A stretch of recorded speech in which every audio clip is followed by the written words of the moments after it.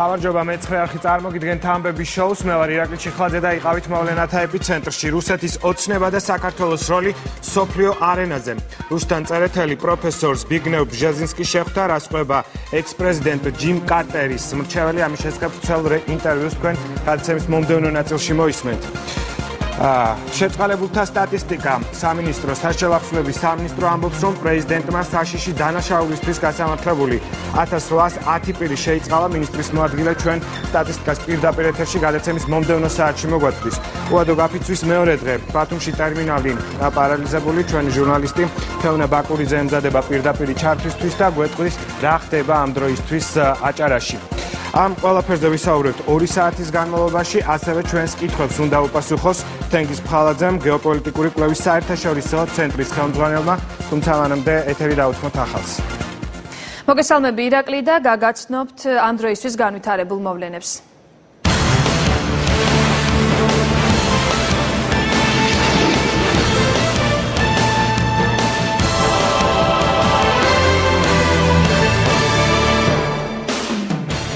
რუსმა სამხედროებმა ოკუპირებულ ტერიტორიასთან ახლოს კიდევ 2 პირი დააკავეს. ეგრეთ წოდებული საზღვრის გადაკვეთის ბრალდების დაკავებულნი არიან მამაშვილი ავთანდილ და კახა ხადურები, რომლებიც ოსური მხარის მიერ კონტროლირებად ტერიტორიაზე გადაიყვანეს. დაკავებულთა ოჯახის წევრები აცხადებენ, რომ ავთანდილ და კახა ხადურებს ეგრეთ წოდებული ადმინისტრაციული საზღვარი არ გადაუკვეთავთ და ისინი სოფელში საკუთარ ბაღში მუშაობისას დააპატიმრეს. ფინანსთა მინისტრმა დაადასტურა, რომ დაკავებულები მისი ნათესავები არიან. მე ხშირად გადავდივარ იქა, ხშირად მუშაობთ იქა, ჩემი საკუთარი ნაკვეთია, როგორ დავტოვებ და გადმოვდივარ და ესეთი რამე არ შეგვიმჩნევია და ეხლა რა მოხდა, თუ ესე გადმოვიდნენ და წაიყვანეს. ქართულ მხარეს საერთოდ არ უსაუბრია საზღვრების შესახებ. ეს საკითხი შეხვედრაზე არც კი დასმულა. მივიღეთ ინფორმაცია სოფელ დიცის მკვიდრის სოსიაშვილის შესახებ. მითხრეს, რომ იგი მძიმე დავადაა. ამ ინფორმაციას შესაბამის სტრუქტურებს მივაწვდით. საქართველოს ხელისუფლებას საზღვრების საკითხი თუ აინტერესებს, შეუძლია მოიძიოს რუკები და ნახოს, როგორ გამოიყურებოდა სამხრეთ ოსეთის ავტონომიური რესპუბლიკის რეალური საზღვარი. საკმაოდ კაცრად დავაყენეთ ეგრეთ წოდებული ბორდერიზაციის საკითხი და უკანონო დაკავებების საკითხი ჩვენი მოქალაქეების. მინდა ერთი აღნიშნო, რომ პოზიტივი არის, თუმცა ვერ განვაცხადებ, ვის ეხება ეს. ოკუპირებულ ტერიტორიასთან მდებარე სოფლებში შექმნილი ვითარების მიზეზებზე საუბრობენ დეპუტატები, რომლებიც დღეს უკვე დამატებით 2 ქართველის დაკავების ფაქტს ეხმაურებიან. რუსის სამხედროების მიერ ეგრეთ წოდებული ადმინისტრაციული საზღვრის გადმოწევის და დაპატიმრების ფაქტებს საპარლამენტო უმცირესობის წარმომადგენლები ქართული დიპლომატიის მარცხად აფასებენ. უმრავლესობა კი პრობლემის მოსაგვარებლად საერთაშორისო ინსტრუმენტების მექანიზმის უფრო აქტიურ გამოყენებაზე საუბრობს. რუსეთმა ჩათვალა ჩვენ არ აგვაქვს სურვილი, არ აგვაქვს ძალა, რომ ამას წინ აღვდგეთ, მას პოლიტიკური ფასი დავიწყოთ და აგრძელებს თავის აგრესიულ მოქმედებას. ამიტომ თუ ჩვენ არ ვიქნებით, კიდევ ერთხელ ვიმეორებ, თუ ხელისუფლება არ იქნება პრინციპული და თანამიმდევრული, ჩვენ ამ საფრთხეების წინაშე მუდმივად დავდგებით და ეს არის მთავარი საზრუნავი, მთავარი საკითხი და ეს იყო მთავარი სასაუბრო თემა დღეს, როგორც პრემიერის, ასევე მთავრობის წევრების. საერთაშორისო ინსტრუმენტების გამოყენება უნდა მოხდეს მაქსიმალურად.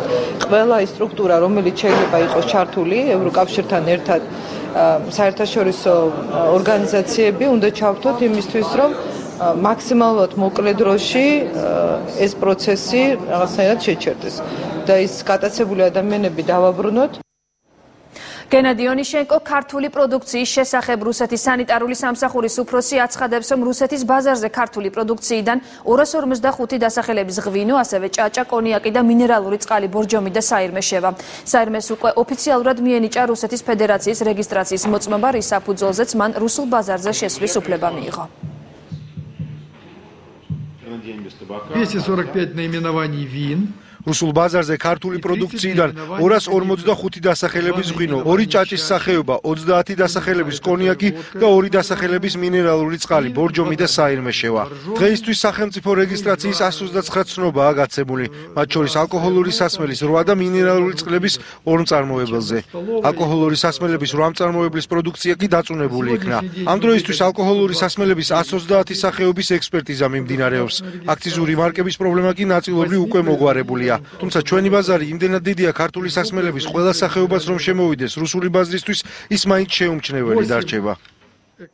გენადი იონიშენკოს განცხადებას უფრო ვრცლად 9 საათიან გამოშვებაში შემოგთავაზებთ, მანამდე კი დღის სხვა მოვლენები.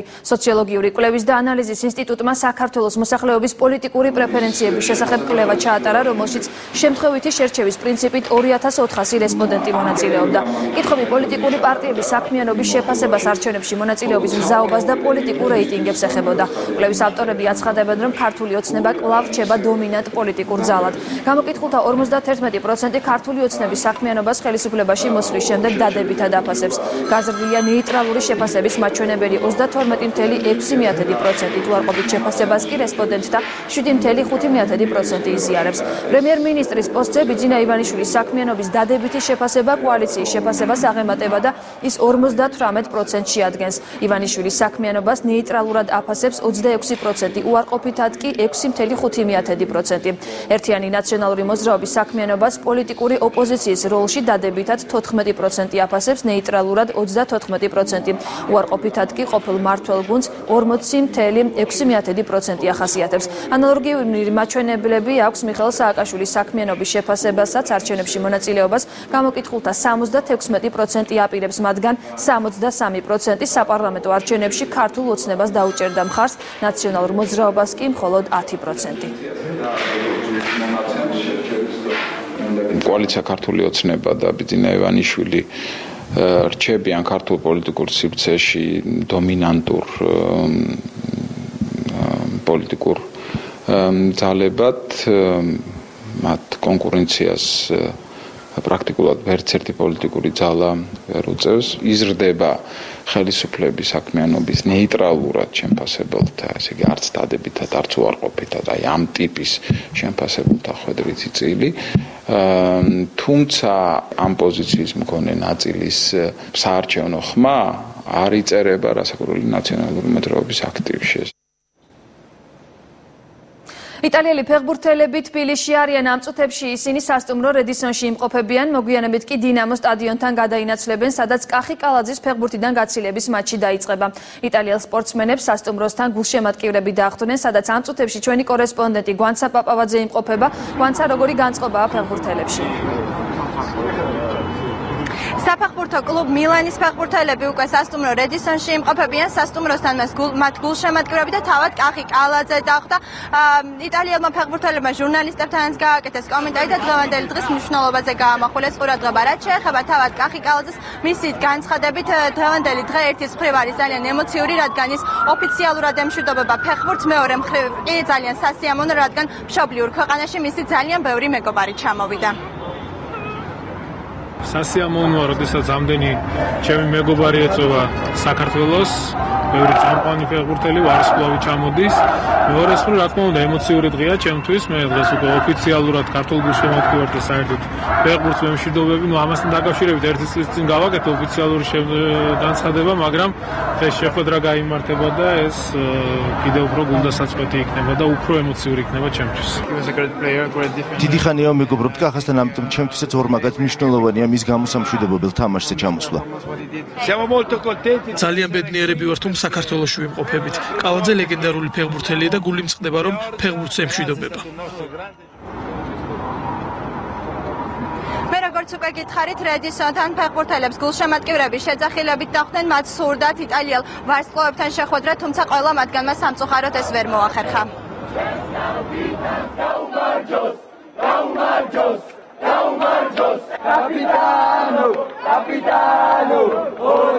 რამდენი ხანი უკვე ვემზადებით ფანკლუბი, ველოდებით ამას კი ვერ ვნახთ, მაგრამ სტადიონზე ვნახავთ უკეთესად. რავი, წარმატებებს კალაძეს, უბრალოდ ძალიან გული ვწდება, რომ კალაძე მიდის დიდი სპორტიდან. წარმატებას უსწრებთ თავის სფეროში, რავი, კაი კარიერა ქონდა, წარმატებული და რავი, ერთი იმაზე ვწდება, ეგულია ფეხბურთელები ვერ ვნახეთ და ვერ მოვიდეთ თან ახლოს. სულ ცოტა ხნის წინ სასტუმრო რედისონი კახი კალაძემ მილანის ვიცე-პრეზიდენტთან ერთად დატოვა. მე მაყურებელს შევახსენებ, რომ ბორის პაიჭაძის სახელობის დინამო არენაზე 9:30-ზე დაიწყება ბერას კონცერტი, შემდეგ იქნება შოუ, რომელშიც მონაწილეობას 300 ადამიანი მიიღებს. ამის შემდეგ კი უკვე დაიწყება თამაში. დღევანდელ თამაში მონაწილეობას იღებს მილანის ყველა ის ფეხბურთელი, ვისთანაც ერთად კახი კალაძე 10 წლის განმავლობაში თამაშობდა. დიდი მადლობა პირდაპირ ეთერში გვანცა პაპავაძე საუბრობდა. საქართველოს პავილიონი ვენეციის 55 ბიენალეზე კამიკაძე ლოჯია, ასე ქვია პროექტს, რომლითაც ქართველი ხელოვანები საერთაშორისო გამოფენაზე წარდგნენ. წლევანდელ ექსპოზიციაში 88 ქვეყანა მონაწილეობს. ქართულ პავილიონში გიო სუმბაძის, ნიკოლოზ ლუტინის, ჯორჯაძის, გელა პაატაშვილის, არაკავასა და სერგეი ჩერეპნინის ერთობლივი ნამუშევარი იყო წარმოდგენილი. ამ პროექტში აქტიურად არის ჩართული ჯგუფი ბულიონი, რომელიც მთელი დღის განმავლობაში ვენეციის ქუჩებში პერფორმანსებს დგამს. წელს ვენეციის ბიენალეს ძირითადი მოთხოვნა მხატვრებმა თავისებური ხედვით გადმოსცენ, რა ხდება რეალობის მიღმა. ამ სოციალურ-პოლიტიკურ პროექტში ჩაერთო ქართული მხარეს, რომელმაც 90-იანი წლებიდან ქართულ არქიტექტურაში დღემდე არსებული პრობლემები წარმოადგინა. მთავარი თემა მიშენებული ლოჯიები და საცხოვრებლად საშიში შენობებია. ეს და სხვა სიახლეები იხილეს ჩვენს მთავარ გამოშვებაში ზუსტად 9 საათზე. ევრორემონტის უკან ყველა აუცილებლად არის ისტორია, რომელიც რაღაც წარსულთან არის ასოცირებული, იმ თუ საბჭოთა საქართველოს სხვადასხვა შრეები, რომელიც აქვს ჩვენს ქვეყანას გვინდა არ გვინდა და ძალიან საინტერესოა შიდა სივრცეც. ხო და მინდა ვაჩვენო ეს გრადაციები როგორ გადავიდა ერთმანეთში, როგორ ახერხებს რეაბილიტირებას და რა ესთეტიკაზეა საერთოდ ლაპარაკი. ჩვენ დეკემბერში გამოვაცხადეთ კონკურსი და შევარჩიეთ საუკეთესო წინადადება, რომელიც ძალიან მომხიბლავი ჩანდა და ამავე დროს რთული და გაბედული და ესეთი ინოვაციური, თავისი დამოკიდებულებით, თავისი თემით, საერთოდ რომელიც წინ იყო წამოწეული, ურბანული განვითარება, სოციალური საკითხები, ის ყველაფერი ის რაც ებმის ურბანულ განვითარებას, ანუ სოციალური საკითხი, რელიგიურ საკითხებთან დაკავშირებული პერფორმანსიც კი არის ამ პროექტის შემადგენელი ერთ-ერთი ნაწილი, ხმოვანი ხელოვნება, საუნდ-არტის ნიმუშები. ახალი ამბები 7 საათზე დაუბრუნდებით, მანამდე კი ეთერს ირაკლი ჩიხლაძეს უთმობთ. და 2 საათის განმავლობაში შევაჯამოთ მთავარი თემები. შეხვედრა ერგეთში, ინციდენტების პრევენციისა და მათზე რეაგირების ჯგუფის წევრების შეკრება უკვე დასრულებულია. განსახილველ საკითხთა შორის გატაცებული მოქალაქეების ადგილსამყოფელის დადგენა იყო, საოკუპაციო ხაზზე იყო თუ არა საუბარი, ჩვენ ამას ცოტა ხანში გავარკვევთ. შიდა ქართლში განვითარებულ მოვლენებს გამოეხმაურა ამერიკის შეერთებული შტატები. სახელმწიფო დეპარტამენტის სპიკერი ჯენ სკაი აცხადებს, რომ რუსეთი ამ ქმედებებით საერთაშორისო სამართლის ფარგლებს არღვევს. იგი მოუწოდებს რუსეთს პატივისცეს საერთაშორისოდ აღიარებულ საზღვრებს, სხვა ქვეყნების ტერიტორიულ მთლიანობასა და სუვერენიტეტს. სახელმწიფო დეპარტამენტს სასაზღვრო სოფლებში დაკავებულების შესახებ ინფორმაცია როგორც ირკვევა ამ დრომდე არ ჰქონდა. ახლა კი დაუბრუნდეთ საზღვართან მიმდინარე პროცესს, გავიგოთ, გახდა თუ არა ცნობილი სად იმყოფება გატაცებული როსტომ სოსიაშვილი, რომელიც რუსმა მესაზღვრეებმა დააკავეს. ნოდარ სხიტლაძეა მოვლენათა ეპიცენტრში. ნოდარ, რა ახალი ინფორმაციის მოწოდება შეგიძლია? ინციდენტების პრევენციის ფარგლებში გამართული სამუშაო ჯგუფის შეხვედრა, როგორც მოსალოდნელი იყო, ერთ-ერთი ყველაზე ხანგრძლივი აღმოჩნდა. შეხვედრამ დაახლოებით 4 საათს გასტანა. ერთ-ერთი მთავარი განსახილველი საკითხი, რომელსაც საზოგადოება ყველაზე დიდი ინტერესით ელოდებოდა, ეს იყო სოფელ დიცსა და დუანში ეგრეთ წოდებული საზღვრის გავლების სამუშაოები. ყველა დიდი ინტერესით ელოდებოდა თუ რა გადაწყდებოდა დღევანდელ შეხვედრაზე. უცნაურია, მაგრამ შეხვედრის დასრულების შემდეგ ქართული და ოსური დელეგაციების ხელმძღვანელებმა ერთმანეთსაგან რადიკალურად განსხვავებული მოსაზრებები გაავრცელეს. ოსური მხარის მტკიცებით დღევანდელ შეხვედრაზე აღნიშნული საკითხი საერთოდ არ განხილულა. მეტიც ოსური დელეგაციის ხელმძღვანელის ხოხ გაგლოითის განცხადებით ქართულ მხარეს აღნიშნულ თემასთან დაკავშირებით ერთი სიტყვაც არ უთქვავს. ამის საპირისპიროდ შინაგან საქმეთა სამინისტროს ანალიტიკური ცენტრის წარმომადგენლები, რომლებიც დღევანდელ შეხვედრაზე იმყოფებოდნენ, აცხადებდნენ, რომ ამ საკითხთან დაკავშირებით ოსურ მხარესთან საკმაოდ დაძაბული მოლაპარაკებები მიმდინარეობდა და მათ გადასცეს როგორც ფოტო, ისე ვიდეო მასალებიც. დღევანდელ შეხვედრაზე ასევე იმსჯელეს ცხინვალის მყოფი საქართველოს მოქალაქეების გათავისუფლების შესაძლებლობებზე. როგორც ცნობილია, ცხინვალის ციხეში საქართველოს 10-მდე მოქალაქე რჩება, მათ შორის არის სოფელ დიცის მკვიდრი როსტომ სოსიაშვილი. ოსური დელეგაციის ხელმძღვანელის ხოხ გაგლოითის განცხადებით, მან ქართული მხარისაგან მიიღო ინფორმაცია აღნიშნული პიროვნების შესახებ. მან განაცხადა, რომ იგი არის მძიმე დავად და ამ ინფორმაციას ასევე მიაწვდის შესაბამის სტრუქტურებს. რაც შეეხება სოფელ დიცსა და დუანში ამ წუთისათვის არსებულ ვითარებას, ადგილობრივების განცხადებით ეგრეთ წოდებულ საზღვართან დღეს დილიდან ისევ გამოჩნდნენ რუსი სამხედროები რუქებით ხელში. ცალკე საკითხავია თუ რაც წარმოადგენს ეს რუქები.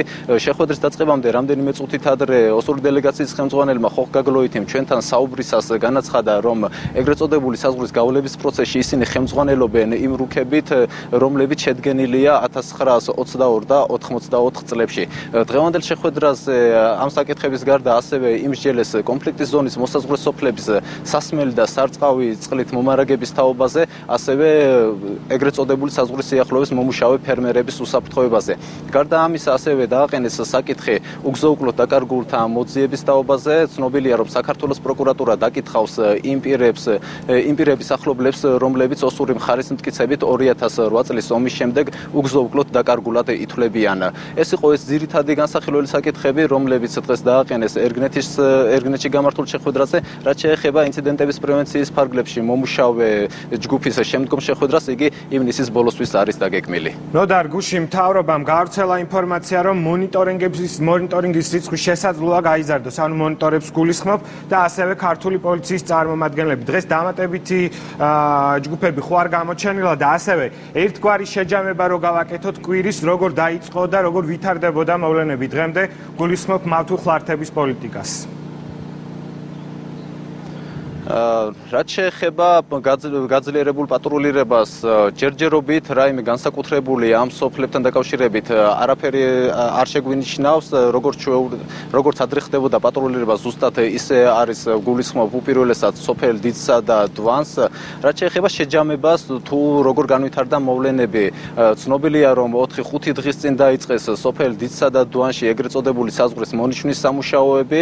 ეს სამუშაოები ინტენსიურად ვითარდებოდა 3 დღის განმავლობაში, თუმცა შემდგომ ერთი დღე რუსის სამხედროები ეგრეთ წოდებულ საზღვართან არ გამოჩენილან, თუმცა გუშინ კვლავ გამოჩნდნენ რუსის სამხედროები, გააგრძელეს მუშაობა და დღეს ადგილობრივების განცხადებით ისინი მხოლოდ იმყოფებოდნენ ეგრეთ წოდებულ საზღვართან, თუმცა სამუშაოები ჯერჯერობით არ განახლებულა. თუმცა რა იქნება შემდგომში, ამის პროგნოზირება თუ დავეყრდნობით შინაგან საქმეთა სამინისტროს ანალიტიკური ცენტრის წარმომადგენლების განცხადებას საკმაოდ რთულია, თუმცა არის გარკვეული იმედი, რომ შეიძლება ეს დღეს და ხვალ არ შეჩერდეს, მაგრამ არის გარკვეული პოზიტივი, რომელსაც ამობდა შინაგან საქმეთა სამინისტროს ანალიტიკური ცენტრის ხელმძღვანელი დავით სუჯაშვილი, მაგრამ მისი განცხადებით მას არ სურს ამ პოზიტივის დღევანდელ შეხვედრაზე გახმაურება და მისი დასრულების შემდეგ ილაპარაკებს ამ საკითხთან დაკავშირებით. დიდი მადლობა, ნოდარ, ამომწურავი ინფორმაციისთვის. ეს ნოდარ სხიტლაძე, რომელიც შიდა ქართლიდან საუბრობდა, ახლა კი უნდა გადავინაცვლოთ აჭარაში.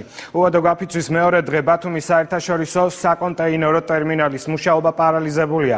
მუშები ინვესტორის შეცვლას, ხელფასების 50%-ით ზრდას და 110 თანამშრომლის შტატში ჩასმას მოითხოვენ. აქცია მიმდინარეობს ბათუმის პორტის მიმდებარე ტერიტორიაზე, სადაც მოქალაქეები კონტეინერების დროულ დაცლას და საკუთარი ავტომობილების გაყვანას მოითხოვენ. თეონა ბაკურაძე ვრცლად ისაუბრებს პირდაპირ ეთერში ბათუმიდან. თეონა, საღამო მშვიდობის. მცდელობა, თუმცა უშედეგოდ, რადგან არც ერთი მხარე არ მიდის რაიმე სახის დათმობაზე. ტერმინალის თანამშრომლები ერთი სიტყვით შეიძლება ითქვას, რომ აგრძელებენ გაფიცვას. მათ გუშინ მთელი ღამის განმავლობაში იმყოფებოდნენ ტერმინალის ტერიტორიაზე, რადგან არ ყოფილიყო მცდელობა ტერმინალის ადმინისტრაციის მხრიდან საკუთარი ძალებით დაეცალათ კონტეინერები. მათი მთავარი მოთხოვნა არის, როგორც ჩვენ უკვე აღნიშნავ, ხელფასების 50%-ით მომატება და 110 უშტატო თანამშრომლის შტატში ჩასმა. მე შეგახსენებთ, გამოძახებით მომუშავე ერთი თანამშრომელი ერთი კონტეინერის დაცლაში, კონტეინერში ეს იქნება მანქანები თუ საბურავები. დაახლოებით 4 ლარს იღებს, რაც საშუალო თვის ხელფასი გამოდის 150-დან 200 ლარამდე. არავითარი პასუხი არ აქვს, არავითარი დათმობაზე არ მოდიან ესენი. არ აინტერესებს, არა, იგი ჩვენთან არავითარი საუბარიც არ უნდათ რა. ვითხოვთ შტატს, ვითხოვთ ხელფასების მატებას. ახალი მოთხოვნაა დამატებული, ინვესტორი უნდა შეიცვალოს და ეს ტერმინალი უნდა გადაეცეს საზღვაო ნავსადგურს. იქ არის ყაზახური ფირმა, რომელსაც შეუძლია ჩვენი ყველა მოთხოვნა დააკმაყოფილოს. ველი ხელებით ვაწარმოებთ იმ სამუშაოს, რომელშიც არის საჭირო ის ინვენტარი, ის ყველანაირი ინსტრუმენტი, რომელიც აუცილებელი, არაფერი არ გაგვაჩნია. არც სათანადო ხელფასი, ვართ გამომუშავებაზე და ვართ ძალიან ცუდ მდგომარეობაში. ტერმინალის ხელმძღვანელობა გაფიცულებს კვლევისა და სპეცფორმის, ასევე დაზღვევის პრობლემის მოგვარებას დაპირდა. გარდა ამისა, ადმინისტრაციამ უკვე დაიწყო გასახდელების მოწყობა, თუმცა როგორც გაფიცულები აცხადებენ, ადმინისტრაცია 75 ადამიანისთვის აწყობს გასახდელს ერთ კონტეინერში, რაც სტანდარტებს არ შეესაბამება. პარალელურად პროტესტს გამოთქვამენ ტერმინალთან შეკრებილი მოქალაქეები, რომლებიც მოითხოვენ დროულად იქნას დაცლილი კონტეინერები და დროზე მოხდეს მათი მანქანების ტერმინალის ტერიტორიიდან გაყვანა. მათ დღეს ბათუმის პორტის შესასვლელის გადაკეტვაც სცადეს. გარდა ამისა, გაფიცვამ და ტერმინალის მუშაობის შეჩერებამ მოქალაქეებთან ერთად პრობლემა შეუქმნა შემოსავლების სამსახურის საქმიანობასაც. რო დაგვირეკეს, ჩაურიცხეთ, რაც ჩასარიცხი იყო. თავისი გაინაღდეს და გუშინ დაგვირეკეს, გუშინ წინ რომ გუშინ მოსულიყავით. მოვედით ჩაულებრივად, საბუთები გაატარეს. ყველაფერი გაფორმებულია, მანქანა გამბაჟებულია, აქედან რომ გავიყვანოთ და ვიღაცას ხელფასის მომატება რომ უნდა, იმიტომ ჩვენ ვარ დაზარალებულები. პასუხს ვითხოვთ ელემენტარულად, რომ ჩვენ მოგცენ იმის საშუალება, რომ გავიგოთ. ჩვენ ახ დავრჩეთ, გავაგრძელოთ ახლა ლოდინი ხალხი ქუჩაში დგას. შუაღამისას გამოვიარეთ და აქ ვინც მანქანებს ელოდება, სკამებზე მაგიდებზე ეძინათ. კარგად ვწევთ პროცედურებს ვახორციელებთ, ის რაც ტვირთების გაფორმებასთან დაკავშირებული, მაგრამ ეგ არასრული ჯაჭვი არის იმ პროცედურებისა, რაც საბოლოო გაფორმება სჭირდება. მხოლოდ ჩვენს მიერ გაფორმება არ არის საკმარისი, ვინაიდან კუთვნილ ტვირთებს ვერ ღებულობენ იმპორტიორები. ირაკლი, ისევე როგორც 4 დღის წინ გამაფრთხილებელი გაფიცვის დროს, დღესაც უკვე უადო გაფიცვის პირობებშიც ტერმინალის ადმინისტრაცია კომენტარს არ აკეთებს, ისინი მხოლოდ წერილობითი განცხადებით შემოიფარგნენ, სადაც აღნიშნულია, რომ მათ უკვე დააკმაყოფილეს რამდენიმე მოთხოვნა, რაშიც გულისხმობენ კვებისა და გასახდელების კვების პრობლემის მოგვარებას და გასახდელების მოწყობას, თუმცა მიუხედავად ამისა, ტერმინალის გაფიცული თანამშრომლები პროტესტის შეწყვეტას არ აპირებენ და გაფიცვას აგრძელებენ. თეონა, გასაგებია, რომ ტერმინალის ხელმძღვანელობა სატელევიზიო კომენტარს არ აკეთებს, თუმცა არის თუ არა ცნობილი ამ 4 დღის განმავლობაში რა ზარალი მიადგა ტერმინალის ადმინისტრაციას და მუშაობას?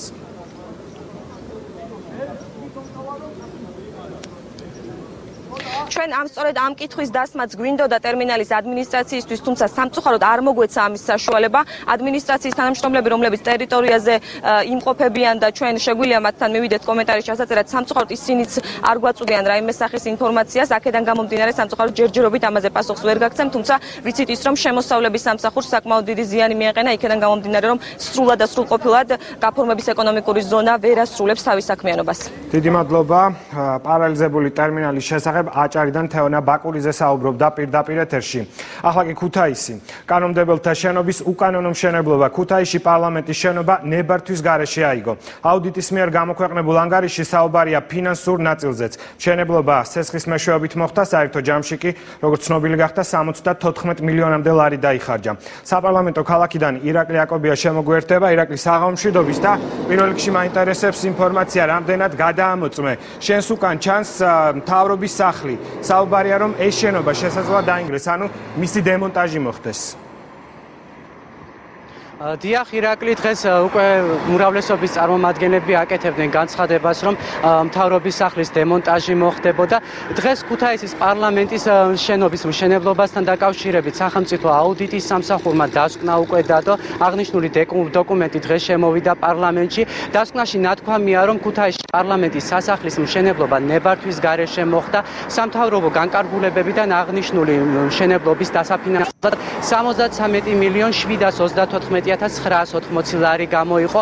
არ არის გამორიცხული აღნიშნული დასკვნის მიხედვით, რომ ქუთაისის მერიის პასუხისმგებლობის საკითხი დადგეს, რადგან ქუთაისის მერიასა და სამშენებლო კომპანიას შორის მიღება ჩაბარების აქტი არ განხორციელებულა. ამასთან დაკავშირებით დღეს პარლამენტში კომენტარები როგორც საპარლამენტო უმცირესობის წარმომადგენლებმა, ასევე უმრავლესობის წარმომადგენლებმაც გააკეთეს.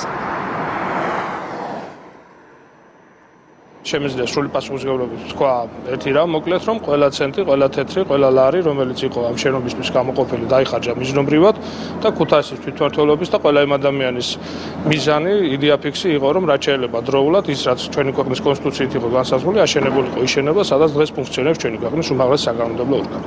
აბსოლუტურად უნებართვოდ ყოველგვარი თქვა რაღაც გეგმის გარეშე, პროექტის გარეშე თქვენ წარმოიდგინეთ, იმიტომ პროექტი კეთდებოდა თანდათან შენებლობის პროცესში და დაფინანსების იყო მრავალი წყარო, რომელიც ალბათ გათავდებოდა ფული, მე ვიღაცას დაავალებდნენ ეს ფული საერთოდ მოეზიდა, მოეტანა და აი ასე შენობა აშენდა. იმიტომაც აკეთებს. ქუთაისის მერიას აქვს ძალიან დიდი შეცდომა დაშვებული, იმიტომ რომ გაფორმებულია ხელშეკრულება სასწაულად არამატზომიერად და არასწორად. ასევე არასწორად და არამიზნობრივად იყო ხარჯები დახარჯული სახელმწიფო ქონების რეალიზაციის შემდეგად კერძო სამართლის იურიდიული პირი ახდენდა ამას და აკეთებდა შემდეგ ამ შენობის ხარჯის დაფარვას.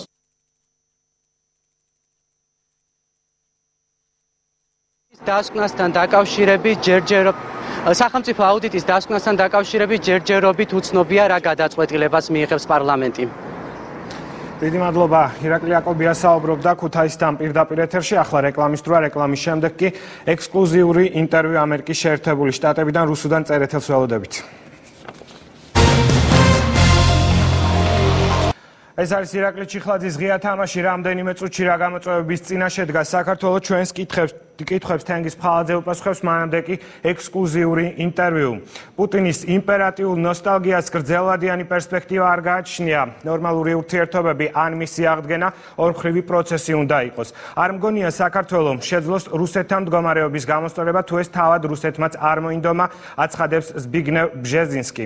ღია თამაშის მაყურებელი ახლა შეერთებული შტატების ყოფილი პრეზიდენტის ჯიმ კარტერის მრჩეველს ეროვნული უსაფრთხოების საკითხებში ზბიგნევ ბჟეზინსკი შეხვდება. სტრატეგიული და საერთაშორისო კვლევების ცენტრის მრჩეველი ჯონ ჰოპკინსის უნივერსიტეტის პროფესორი მავთულხართების პოლიტიკას, ასევე საქართველოსადმი დასავლეთის დამოკიდებულებას შეაფასებს. ექსკლუზიური ინტერვიუ მეცხრე არხის ვაშინგტონის ბიუროს ხელმძღვანელმა რუსუდან წერეთელმა ჩაწერა. Dr. Brzezinski, thank you very much for being with us today. My first question is about დიდი მადლობა ინტერვიუსთვის. ჩემი პირველი შეკითხვა გლობალურ პოლიტიკას შეეხება. რა შედეგები მოაქვს გლობალური ყურადღების ძალის გადატანას დასავლეთიდან აღმოსავლეთისაკენ და როგორ აისახება ეს ყოველივე მსოფლიო პოლიტიკის განვითარებაზე? ამ საკითხზე სულ ახლახანს წიგნი დავწერე, რომელიც ასეულობით გვერდს მოიცავს. ახლა რომ გავიმეორო ეს ყველაფერი, ჩემს პასუხს საკმაოდ დიდი დრო დასჭირდება. თუმცა ძირითადი მაინც შემიძლია გამოვყო. ამჟამად არც ერთ ქვეყანას არ ძალუძ განახორციელოს ეფექტური გლობალური ჰეგემონია. სწორედ ეს იყო შედეგი იმ ომებისა, რომელიც მე-20 საუკუნეში მოხდა. მათ შორის ორი ომი სამხედრო ძალის გამოყენებით წარიმართა, ხოლო მესამე კი პოლიტიკურად ხორციელდებოდა. ამ ყველაფერმა გარკვეული ასახვა ჰპოვა დღევანდელ პროცესებზეც. ახლანდელი მსოფლიო უფრო მრავალფეროვანია და არასტაბილურობისა და გაურკვევლობის ეპოქაში რთულია განახორციელო ეფექტური საერთაშორისო თანამშრომლობა. The Cold War was over and since that America's role has been მსოფლიოში შეერთებული შტატების როლი შეიცვალა. რა საშუალებები შეიძლება გამოიყენოს შეერთებულმა შტატებმა იმისათვის, რომ საკუთარი პოლიტიკის უპირატესობა განაახლოს მსოფლიოში? To renew America's role in the world.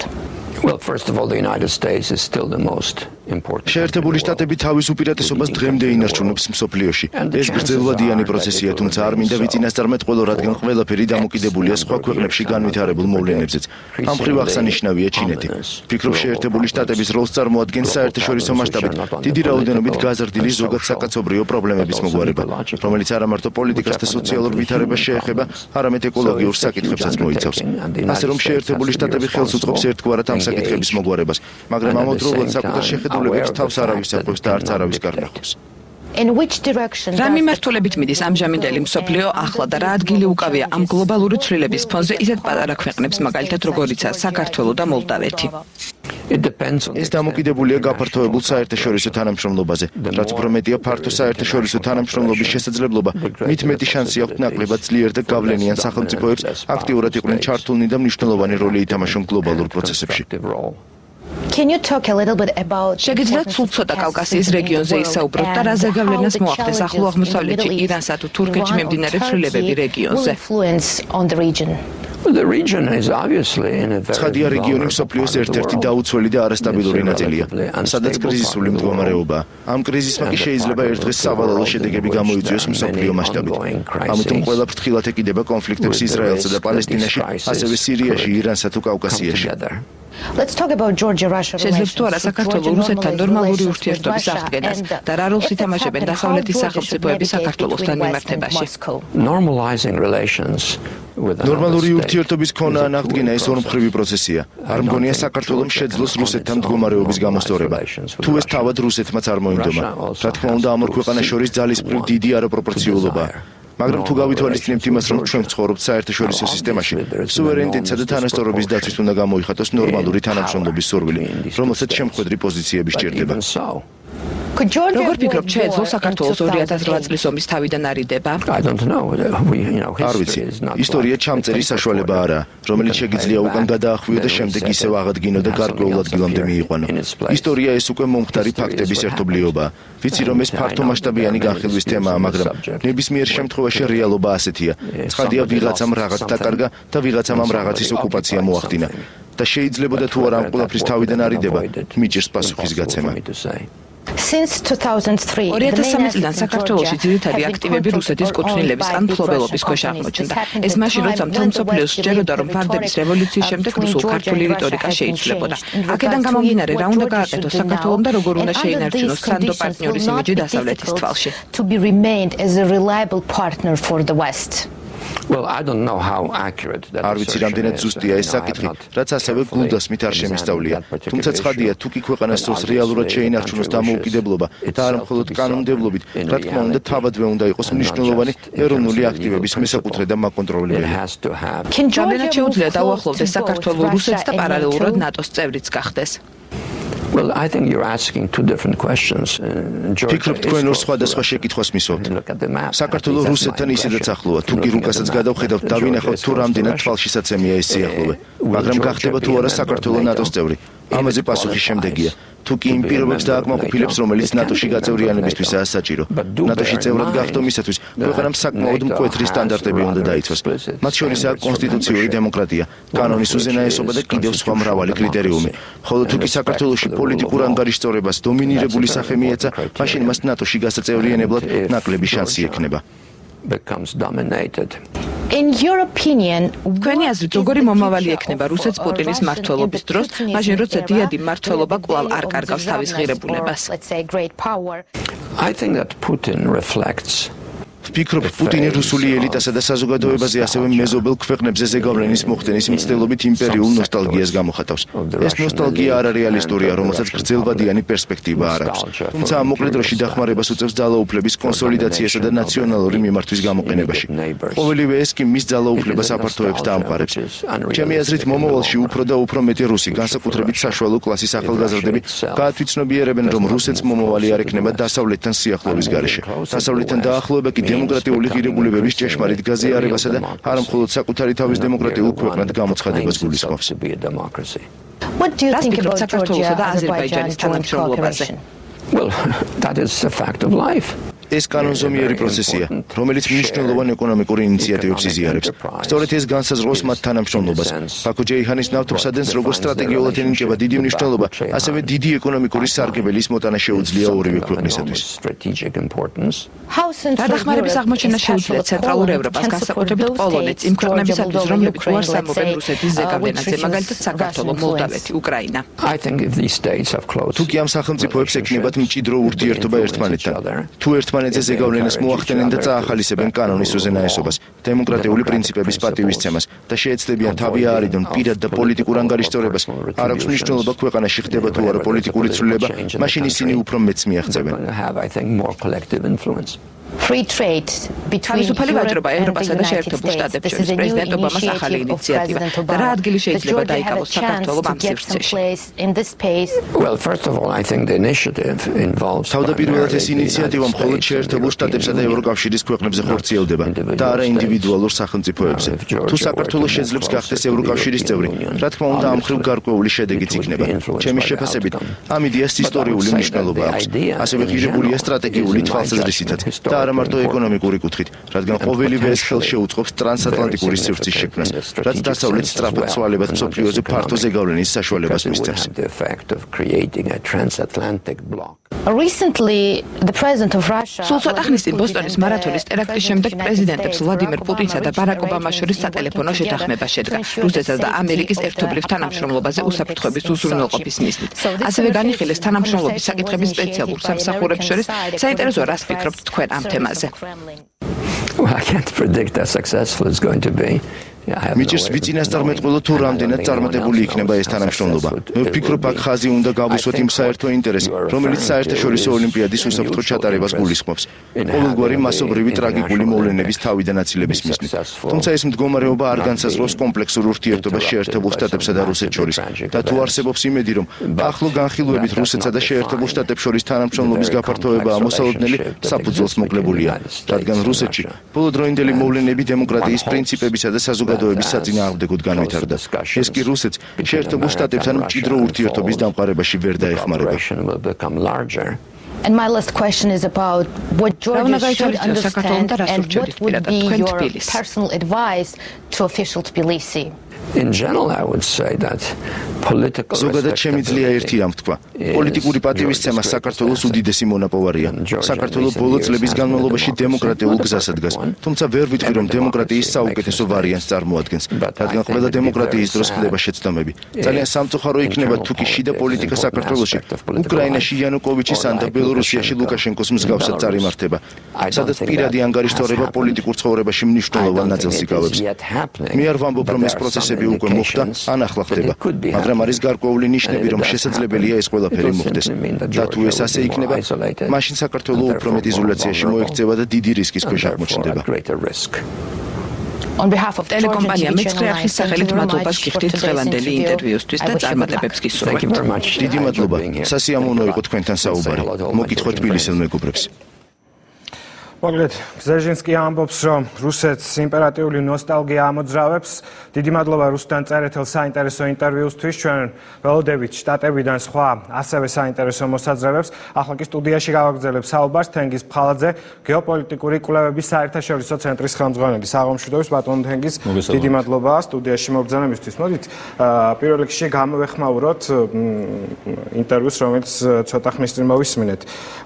ბზეჟინსკი საკმაოდ კარგად და დეტალურად აფასებს ქართულ-რუსულ კონფლიქტს, ასევე დასავლეთის ინტერესს საქართველოსთან მიმართებაში. თუმცა მაინც კითხავთ, იმპერატიული ნოსტალგია, მხოლოდ ეს შეიძლება იყოს პუტინის სურვილი საქართველოსთან მიმართებაში და სხვა არამე უფრო სერიოზული. იცით, მე მგონი პუტინისაც და რუსეთის ფედერაციის სურვილები ძალიან ნათლად წერია იმ დოკუმენტში, რომელიც რუსეთის ფედერაციამ კიდევ ერთი ვარიანტი დაამტკიცა 2012 წლის ბოლოს. ეს არის ეს გახლავთ რუსეთის საგარეო პოლიტიკის ახალი კონცეფცია. სადაც ბევრი რამ წერია ჩვენთვის საყურადღებო, განსაკუთრებით მნიშვნელოვანია 51-52 მუხლები, რომლებიც ეხება ურთიერთობას საქართველოსთან და რუსულ დოკუმენტში უკვე ცალკეა მოხსენიებული ურთიერთობები აფხაზეთთან და სამხრეთ ოსეთთან. მინდა გითხრათ, რომ მე ბევრი კონცეფცია მინახავს რუსეთის ფედერაციის საგარეო პოლიტიკის, მაგრამ მსგავსი აგრესიული დოკუმენტი არა მხოლოდ საქართველოს მიმართ შორის ნამდვილად არ მახსოვს. ნუ ეხლა ამას თუ დავამატებთ კიდე სამხედრო დოქტრინას და ვნახავთ თუ სად ვარაუდობს რუსეთის ფედერაცია მომავალში კონფლიქტების გაჩენას, მე მგონი კითხვის ნიშნები აქ გაჩნდება. გასაგებია, თუმცა იმპერიული ნოსტალგიის პარალელურად საინტერესო იქნება თქვენი შეფასება ახალი მართულხლართების გაჩენა, რა გამოწვევების წინაშე აყენებს ქვეყანას და რა ახალ რისკებზე შეგვიძლია ვისაუბროთ. პირველ რიგში შევხედოთ იმას, თუ იცით რა არის, როდესაც რაღაც ღონისძიება ხორციელდება და რაღაც ნაბიჯი გადაიდგება. ამას ყოველთვის აქვს თავისი დატვირთვა. რა თქმა უნდა, ჩვენ შეგვიძლია ვივარაუდოთ ის, რომ რუსეთი საერთოდ არანაირ ლოგიკაში არ ჯდება და ეს არის, ასე ვთქვათ, მხოლოდ სალდაფონური ლოგიკა, მაგრამ ეს მასე არ არის.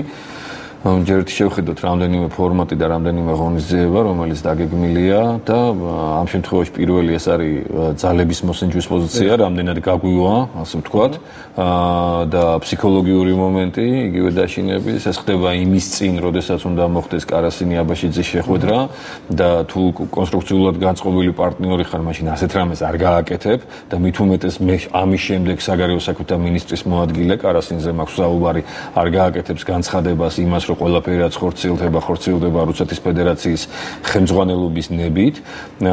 პლუს ამას იცით, რომ ამ თვეში ბევრი რამ არის დაგეგმილი, ეს არის 13-ში მაგალითად გაეროში რეზოლუციის განხილვა, ეს არის აპატურაის ვიზიტი, ეს არის ნაკის ვიზიტი და კიდევ უამრავი სხვა რაღაცეები და შესაბამისად ეს არის, ასე ვთქვათ, კუნთების თამაში, ოკუპაციის გაგრძელება, ყველაფერი ერთად, ეს არის მოსინჯვა, მათ შორის იმისა, რომ ხო არ შეიძლება ქართველები ჩავერთრიოთ რაიმე ახალ პროვოკაციაში და პლუს ამასთან ერთად ნახოთ ის თუ რა მხარდაჭერა ექნება საქართველოს ახალ ხელისუფლებას კრიტიკულ პერიოდში, საერთაშორისო თანამეგობრობის მხრიდან და კიდევ ერთი რომ დავაკარგვინოთ დრო, იმიტომ რომ სხვა საქმეებს არ მექცევენ ყურადღება. და ამ პროცესის პარალელურად რისი გაკეთება შეუძლია საპასუხოდ საქართველოს? მე მგონი რისი გაკეთება შეუძლია ამ პერიოდში ჩვენი დიპლომატია ყველაფერს აკეთებს, იმიტომ რომ ვიცი რომ მაქსიმალურად არის გაშლილი ეს დიპლომატიური ფრონტი.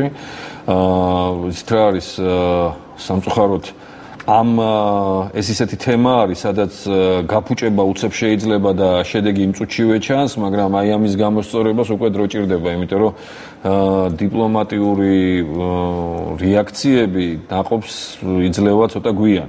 ამიტომ ეხლა ეს ყველაფერი არის პროცესში და მე იმედი მაქვს, რომ მაქსიმალურად შესაძლო მოკლე დროში დავინახავთ ამის შედეგებს და იმედი მაქვს, რომ საქართველო მოახერხებს იმას, რომ თავის სიმართლე დაამტკიცოს. წინა მთავრობისგან განსხვავებით, ანუ ხელისუფლებას ცვლას გულისხმობ, არსებობდა თურმე რაიმე ვერსია ან მოსაზრება იმასთან დაკავშირებით, რომ საქართველოსა და რუსეთს შორის ვითარება შესაძლოა გაუმჯობესებულიყო, თუნდაც დაიწყო სავაჭრო ურთიერთობებზე, ანუ ეკონომიკური კუთხით თანამშრომლობაზე საუბარი.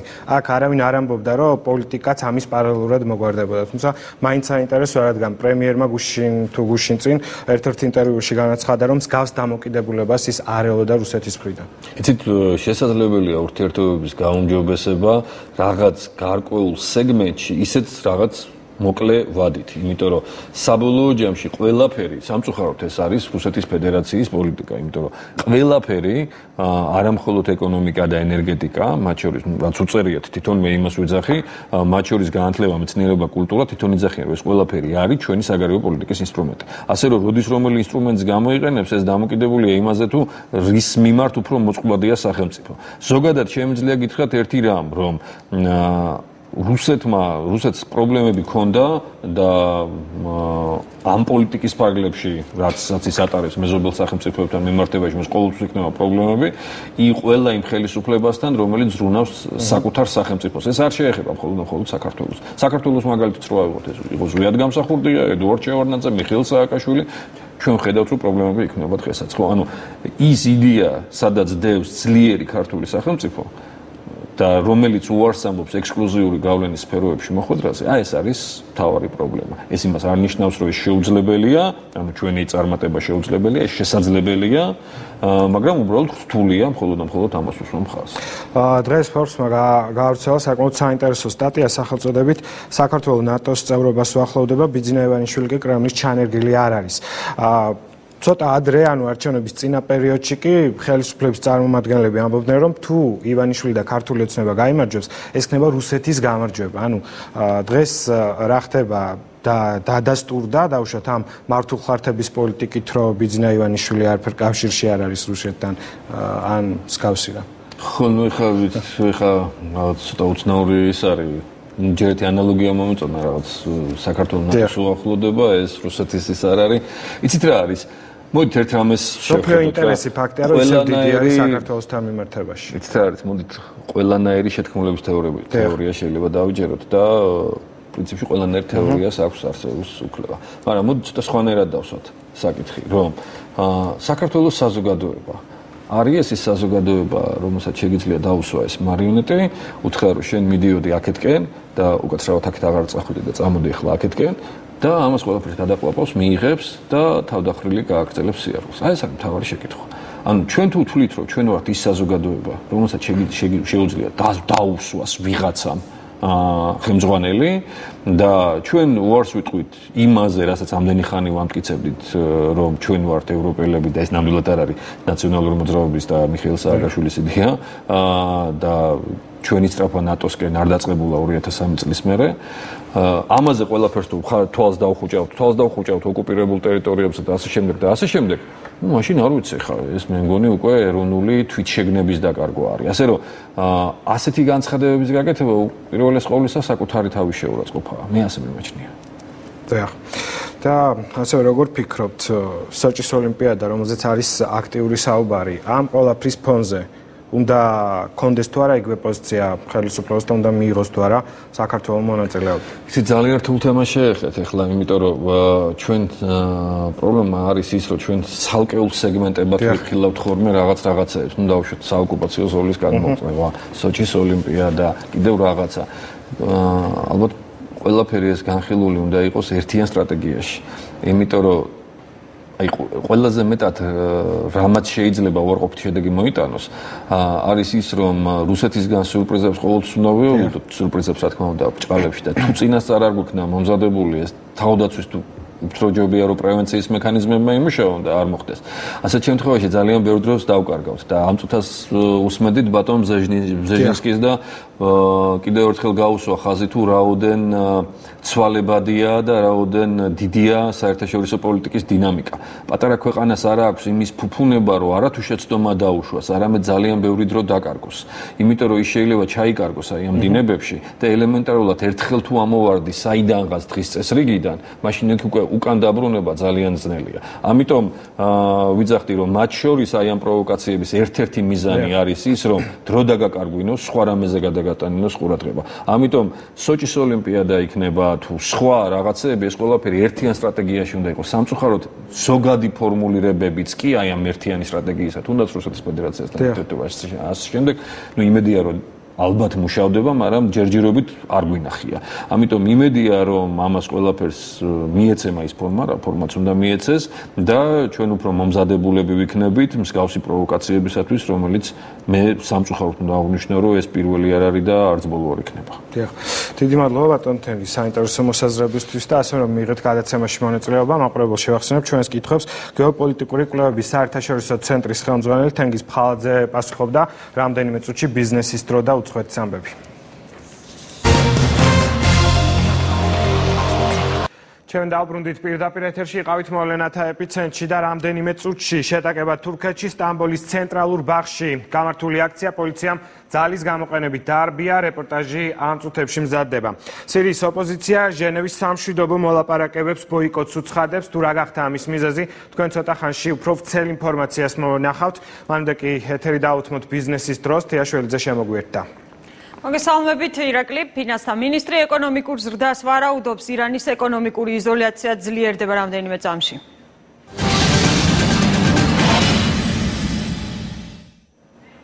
ფინანსთა მინისტრი მისი მოადგილის გადადგომასთან დაკავშირებით პირველ კომენტარს აკეთებს და აცხადებს, რომ დავით ებრაელიძის წასვლა მისთვის მოულოდნელობა იყო. აქვე შეგახსენებთ იმასაც, რომ ფინანსთა მინისტრმა ამასთან დაკავშირებით განცხადება, ფინანსთა მინისტრის მოადგილემ ამ საკითხთან დაკავშირებით განცხადება გუშინ სოციალურ ქსელში გამოაქვეყნა და განაცხადა, რომ იგი გარკვეული პრინციპული შეუთანხმებლობის გამო პოსტს ტოვებდა. ამაზე როგორც უკვე გითხარით, პირველი კომენტარი გააკეთა ფინანსთა მინისტრმა.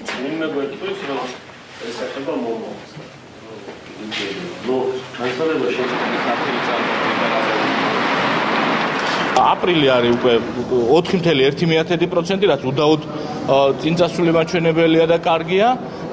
ჩვენ იმედი გვაქვს, რომ მაისი იქნება უკეთესი, იმიტომ რომ ყველა ოპერატიული მონაცემი ამას ამტკიცებს, ასე რომ არანაირი პესიმიზმის საფუძველი ქვეყანაში არ არსებობს.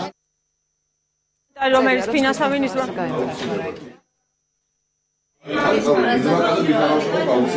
ზრდა არის ნავარაუდები ქვეყანაში. ვაგრძელებთ გამოშვებას. საქართველოს ბანკის შვილობილი კომპანია M კვადრატი საბურთალოს რაიონში 3 ენერგოეფექტურ მრავალფუნქციურ სახლს ააშენებს. ეგრეთ წოდებული მწვანე სტატუსის მქონე შენობების საცხოვრებლებს საშუალებას მისცემს კომუნალური ხარჯები 20%-ით დაზოგონ. კომპანიის მენეჯმენტი ვარაუდობს, რომ კვადრატული მეტრის ღირებულება $1,100-1,200 ფარგლებში იქნება. პროექტი 2 წელიწადსა და 6 თვეში დასრულდება. პროექტის განხორციელებისთვის M კვადრატს საერთაშორისო საფინანსო კორპორაციამ $14 მილიონი ოდენობის წესრიგ გამოუყო.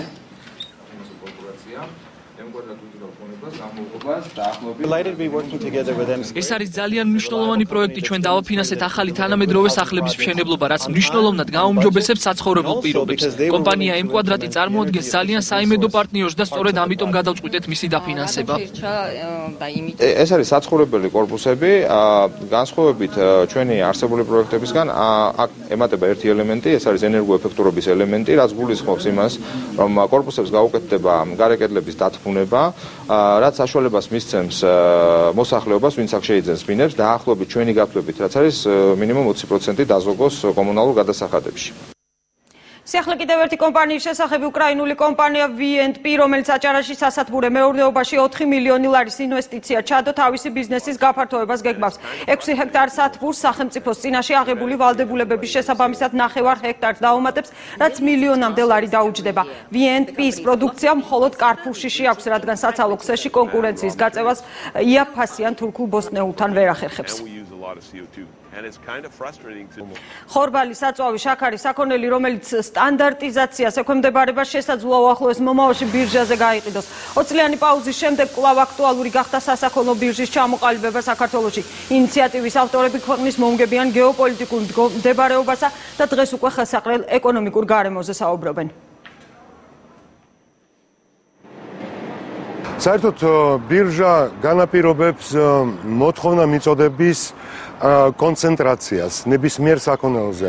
ამ შედეგად ფორმირდება უკვე სამართლიანი და ობიექტური ფასები. ანუ ეს არის ყველაზე ოპტიმალური ფასწარმოქმნის მექანიზმი. Დაბოლოს ინფორმაცია უცხოეთიდან ირანის ეკონომიკური იზოლაცია კიდევ უფრო გამკაცრდება. 1 ივლისიდან ამერიკის მთავრობის მიერ თეირანის წინააღმდეგ დაწესებული ახალი სანქციები შედის ზალაში, რაც ირანისთვის საზღვაო ვაჭრობის მნიშვნელოვნად გაართულებას.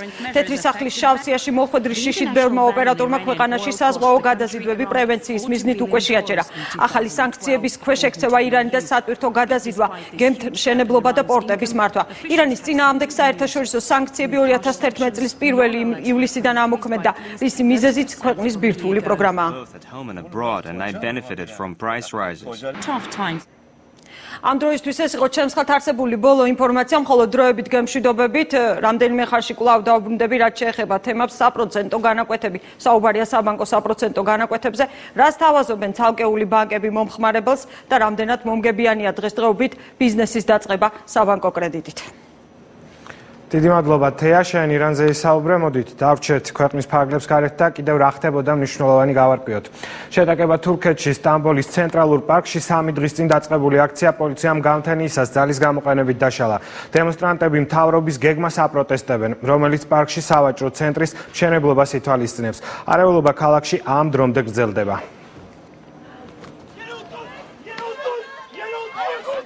სტამბოლში ტაქსიმის მოედანთან ცენტრალურ პარკში სამართალდამცველებმა დილის 5 საათზე ცრემლსადენი გაზი გაუშვეს. ამ დროს დემონსტრანტების ნაწილს კარვებში ეძინა. პოლიციის გამოჩენამ პანიკა გამოიწვია. პარკში შეკრებილმა მშვიდობიანმა მოქალაქეებმა სამართალდამცველების მოგერიება ქვებით სცადეს. რამდენიმე დემონსტრანტი გაქცევას ღობეზე გადაძრომით ცდილობდა, რა დროსაც კედელი ჩამოინგრა. არიან დაშავებულები. სხვადასხვა სახის დაზიანებები მიიღეს აქციის მონაწილეებმა პოლიციასთან შეტაკების დროსაც. დაშავებულთა შორის ერთი ჟურნალისტია, რომელიც საავადმყოფოში გადაიყვანეს.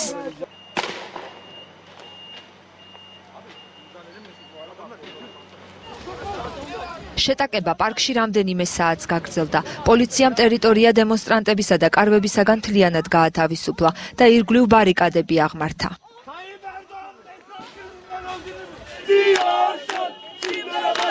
თუმცა დილის 11 საათიდან ვითარება პარკის მიმდებარე ტერიტორიაზე კვლავ დაიძება. დემონსტრანტების დარბების შესახებ მედიაში ინფორმაციის გავრცელებისთანავე პარკის ირგვლივ მოქალაქეებმა შეკრება დაიწყეს. აქციის მონაწილეთა რაოდენობა იზრდება. ისინი პარკში შეჭრას ამ დრომდე ცდილობენ. სამართალდამცველები კი მათ წინააღმდეგობას უწევენ.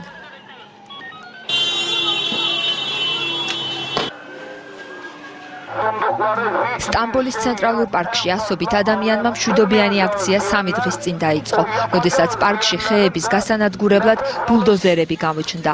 ქალაქის მცხოვრებლები მთავრობის გადაწყვეტილებას აპროტესტებენ, რომელიც ქალაქის ისტორიულ ნაწილში პარკის ტერიტორიაზე სავაჭრო ცენტრისა და საცხოვრებელი კომპლექსის აშენებას ითვალისწინებს. მოსახლეობის პროტესტის მიუხედავად მთავრობა ახალი სამშენებლო გეგმის შეცვლას არ აპირებს. პრემიერ-მინისტრ რეჯეპ ტაიპ ერდოღანის განცხადებით, პარკის რეორგანიზაციასთან დაკავშირებით მიღებული გადაწყვეტილება არ შეიცვლება. გარემოს დაცვის მინისტრი კი მოსახლეობას მშენებლობის პარალელურად უფრო მეტი ხის დარგვას პირდება.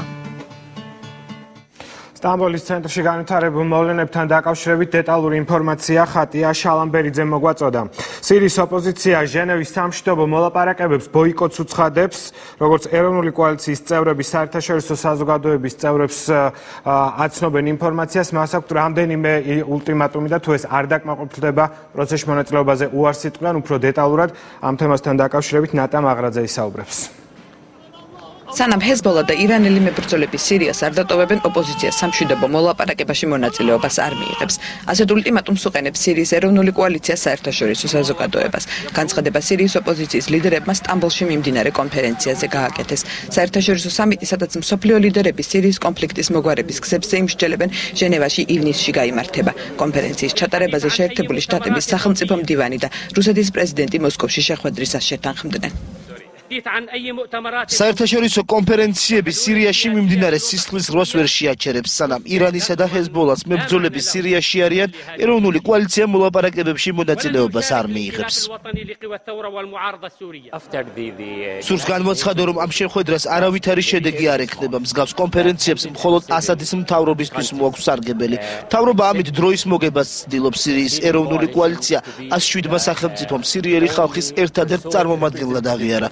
შესაბამისად, თუ კოალიცია გადაწყვეტილების მიღების პროცესში ჩართული არ არის, ეს გადაწყვეტილება არ შესრულდება, ამიტომ მოლაპარაკება პროპაგანდას უფრო ჰგავს. ეროვნული კოალიციის განცხადებით, ასადის ძალები მშვიდობიან მოსახლეობაზე თავდასხმებს კვლავ ახორციელებენ. ოპოზიციონერების თქმით, საბრძოლო მოქმედებები ამჟამად სასაზღვრო ქალაქ კუსეირში მიმდინარეობს, რომელიც ასადის ჯარისკაცებმა მიწასთან გაასწორეს. კოალიციის წევრები გაეროსა და არაბთა ლიგას ასადის წინააღმდეგ მოქმედებისკენ მოუწოდებენ. მოუწოდებთ გაეროსა და არაბული ლიგის გენერალურ მდივნებს დაიწყონ მოქმედება სისხლის ზღვრის შესაჩერებლად, რომელზეც პასუხისმგებლობა ასადის მთავრობასა და ჰეზბოლას ეკისრება. ასადის ოპოზიციის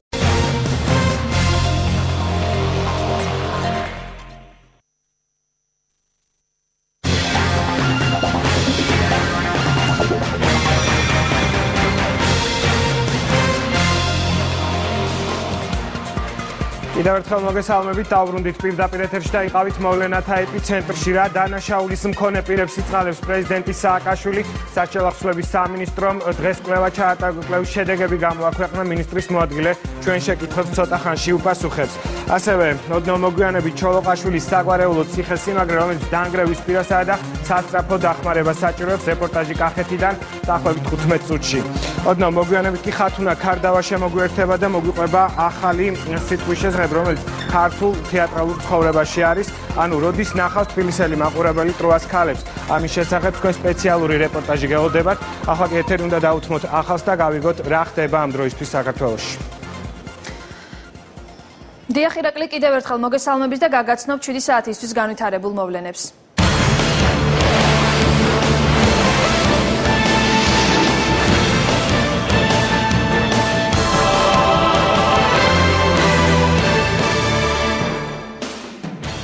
უკვე გადაწყვეტილია, რა თანხას გადაიხდიან თბილისელები დასუფთავების სანაცვლოდ. 26-7-ის წინააღმდეგ თბილისის საკრებულომ დასუფთავების მოსაკრებელი ერთ სულ მოსახლეზე 2.5 ლარით განსაზღვრა.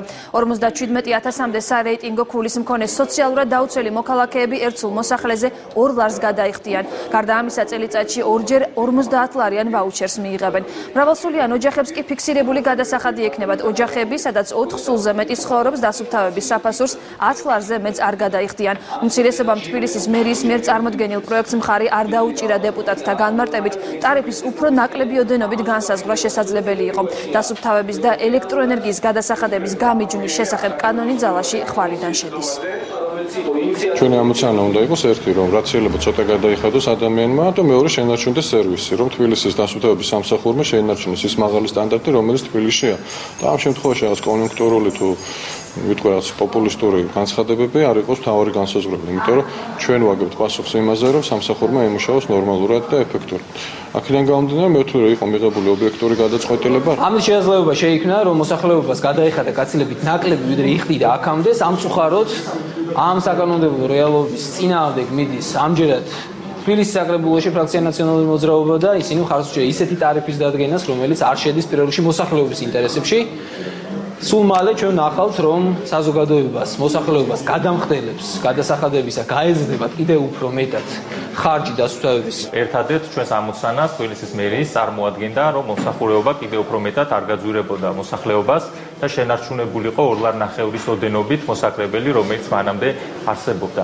ჩვენ მსგავსი წინადადებები და შენიშვნები მანამდე წამოვაყენეთ, როდესაც იყო განხილვები, თუმცა ის გაზიარებული არ იქნა.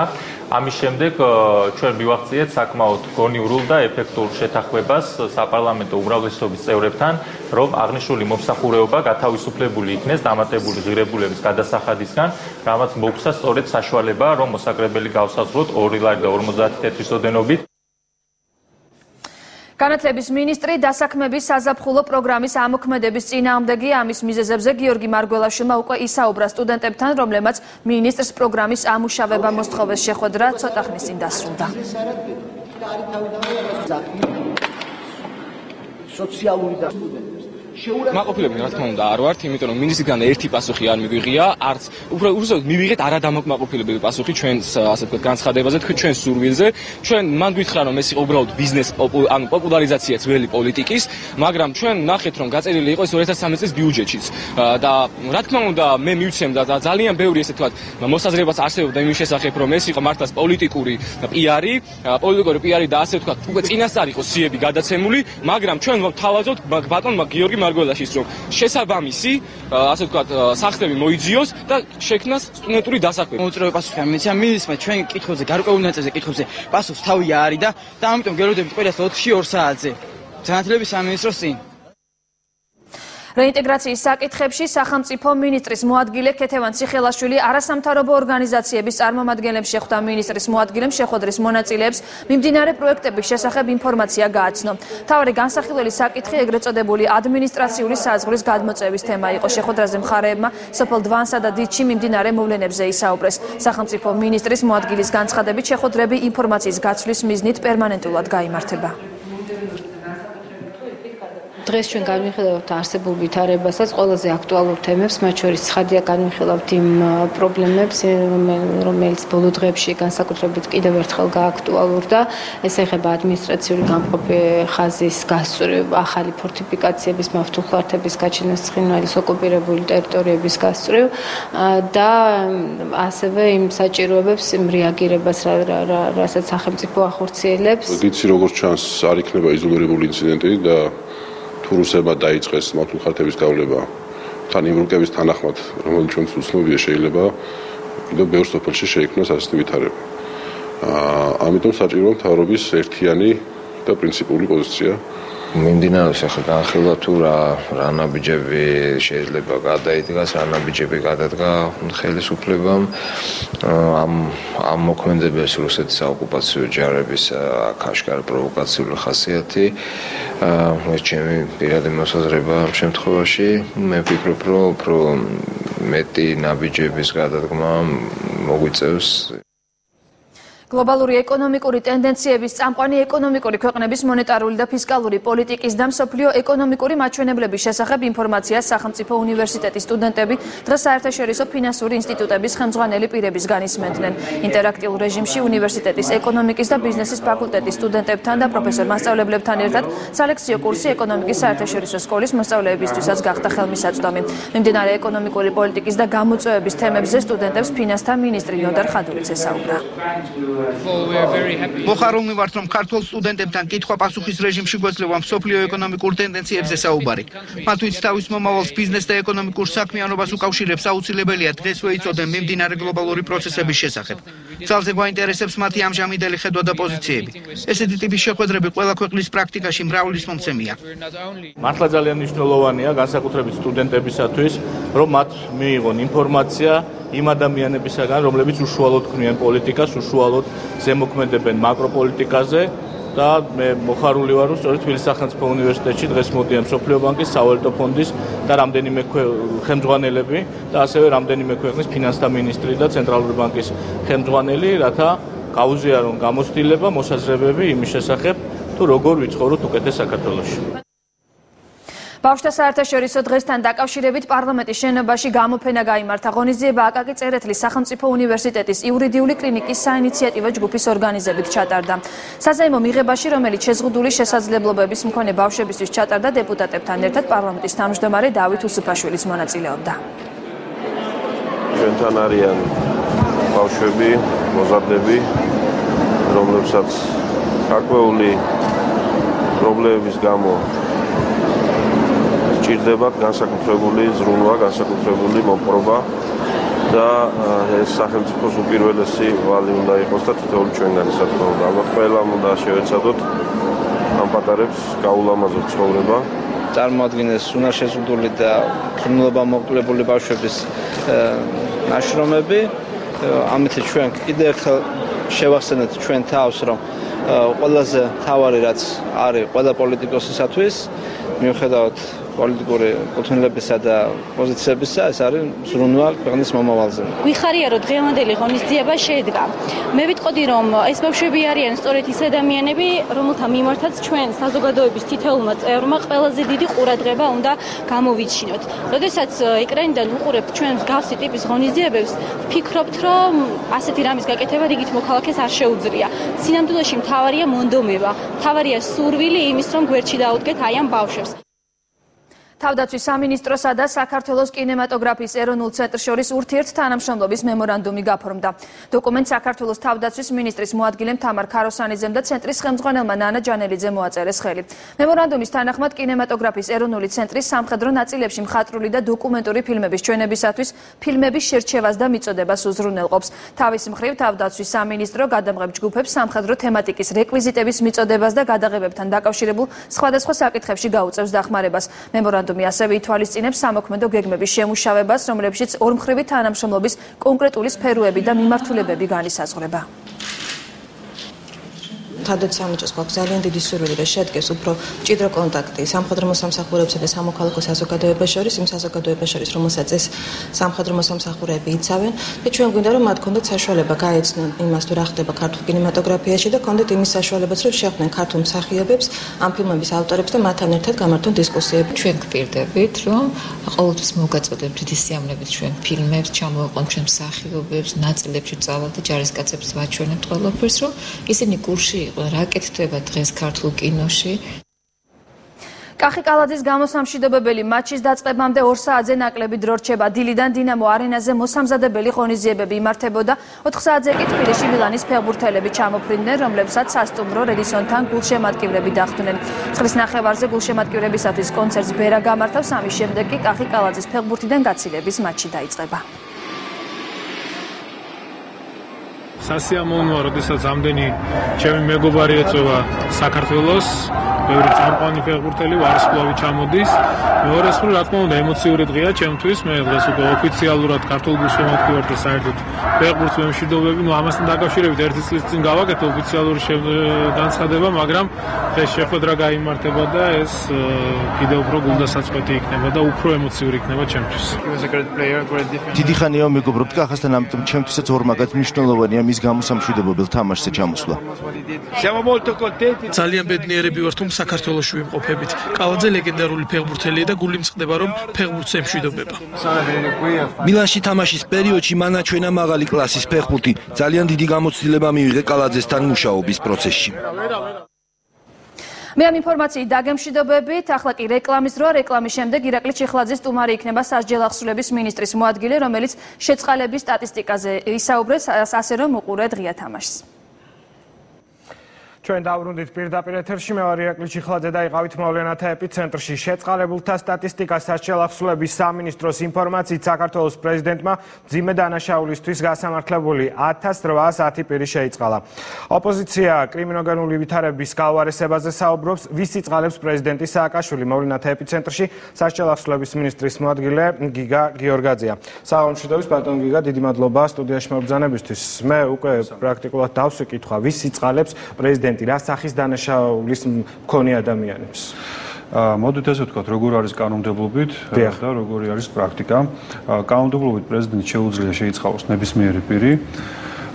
არსებობს გათავისუფლების სხვადასხვა საფუძვლები. ერთი, როდესაც საჯელს დაასრულებს კონკრეტული პირი მსჯავრდებული, არის შეწყალების მექანიზმი, არის ამნისტიის მექანიზმი, ეს უკვე საზოგადოებისათვის ცნობილი არის, ანუ პარლამენტი იღებს შესაბამის კანონს ამნისტიის თაობაზე, კანონსაზღვრელ პირთა მიმართ და არსებობს პირობით ადამიანთა გათავისუფლების მექანიზმი, რომელიც ჩვენ სამინისტროსთან არსებობს და რაც შეეხება შეწყალებას, ესეთია სტატისტიკა, რომ გასული წლის ოქტომბრიდან დღემდე 1810 პირი არის შეწყალებული და ამ გათავისუფლებულ პირთა შორის არიან განსაკუთრებით მძიმე და მძიმე დანაშაულისათვის ჯარდებულები, როგორიც არის ქურდობა, ყაჩაღობა, ძარცვა, ადამიანის გატაცება, ნარკო დანაშაულისათვის გასამართლებული პირები და ამ ნარკო დანაშაულისათვის გასამართლებულ პირებში არის ასევე 32 ნარკო რეალიზატორი მათ, რომელთაც განაჩენში პირდაპირ აქვს მითითებული, რომ გაასაღეს ნარკოტიკი.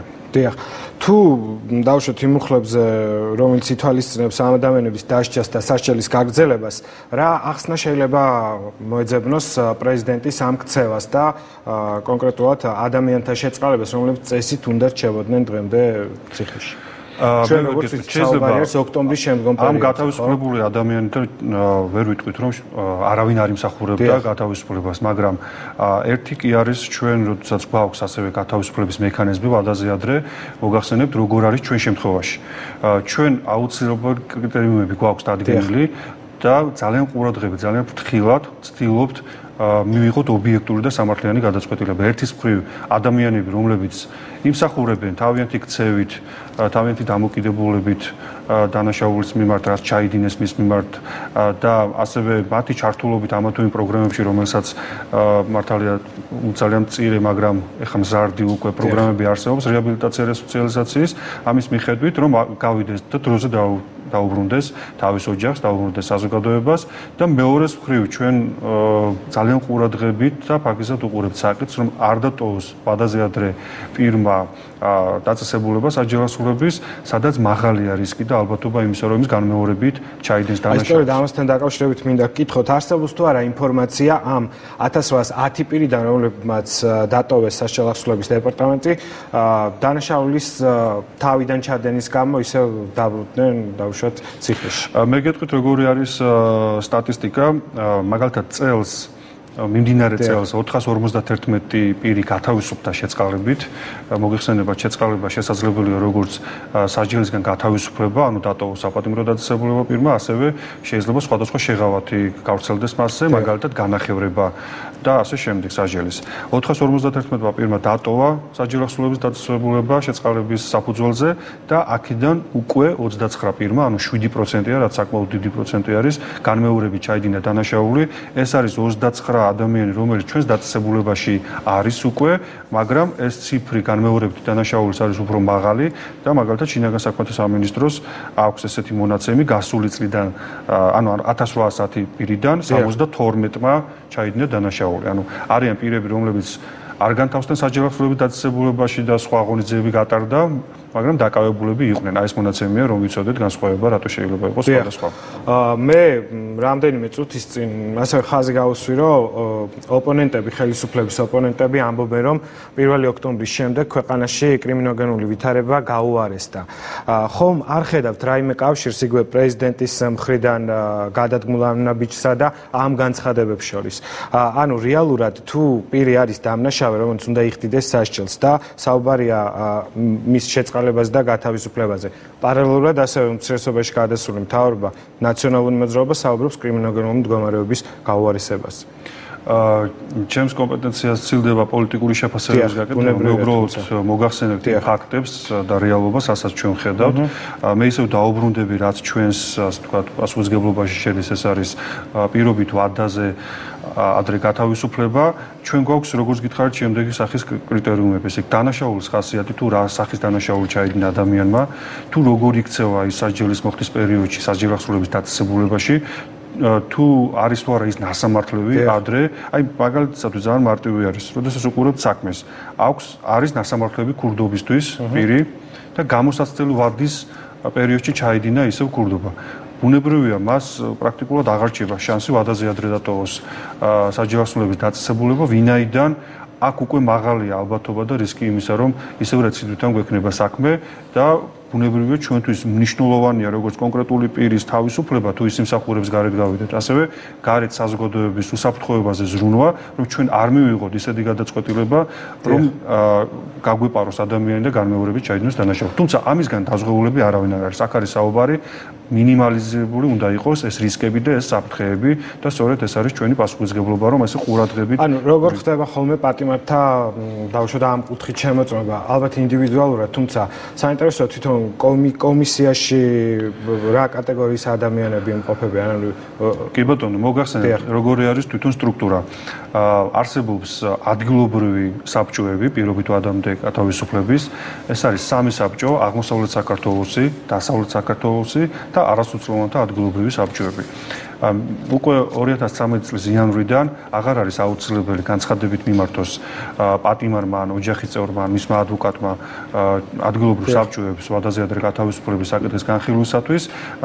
ციხის ადმინისტრაცია ვალდებულია დახასიათებასთან ერთად საქმესთან ერთად გადმოაგზავნოს ამ საბჭოებში საკითხის განხილვისათვის ეს საქმე.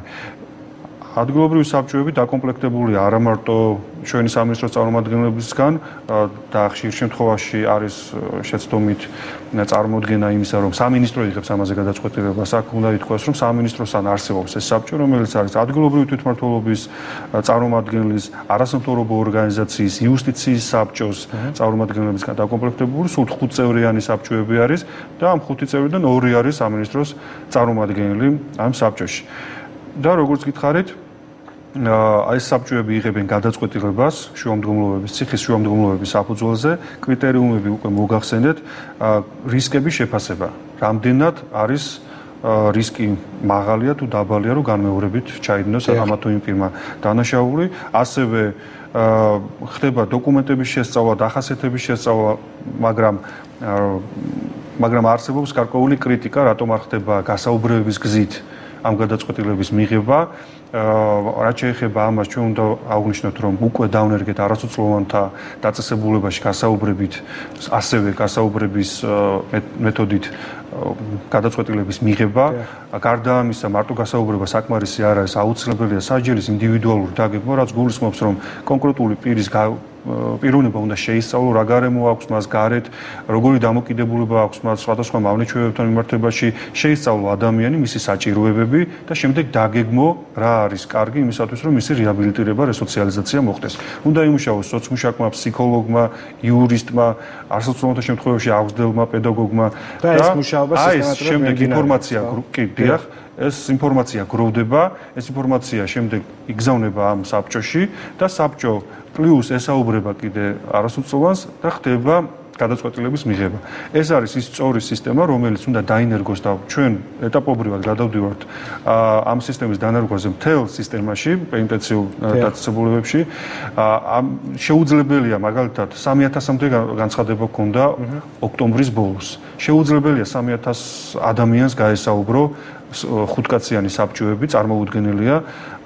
ეხლა უკვე გასულ ნელ-ნელა იკლო გასულ თვეში 1000 განცხადება იყო, ეხლა მაისის თვეში 700 განცხადება. საიდან არის გამოწვეული ანუ დიახ ეს დაგროვდა ეს ადამიანები პირობით ადამიანთა გათავისუფლება, ჯერჯერობით ადრე ძალიან იშვიათად ხდებოდა გათავისუფლება ამ მექანიზმით, თუ ხდებოდა ისიც პროკურატურის სიებით და პროკურატურა აწვდიდა სიებს ადგილობრივ საბჭოებს და ფაქტობრივად ეს იყო ფიქცია, ისინი უბრალოდ ხელს აწერდნენ და არავითარ გადაწყვეტილებას რეალურად არ იღებდნენ, განსხვავებით დღევანდელი დღისა, მიუხედავად იმისა, რომ პროკურატურაში იწერებოდა ეს სიები და დგებოდა ეს სიები, განმეორებითი დანაშაული თუ შევადარებთ ჩვენ პერიოდში გაშვებულ პატიმრებიდან როგორ მოხდა, თითქმის 3-ჯერ მეტია მაშინდელ გაშვებულ პატიმრებში ჩადენილი განმეორებით დანაშაულის.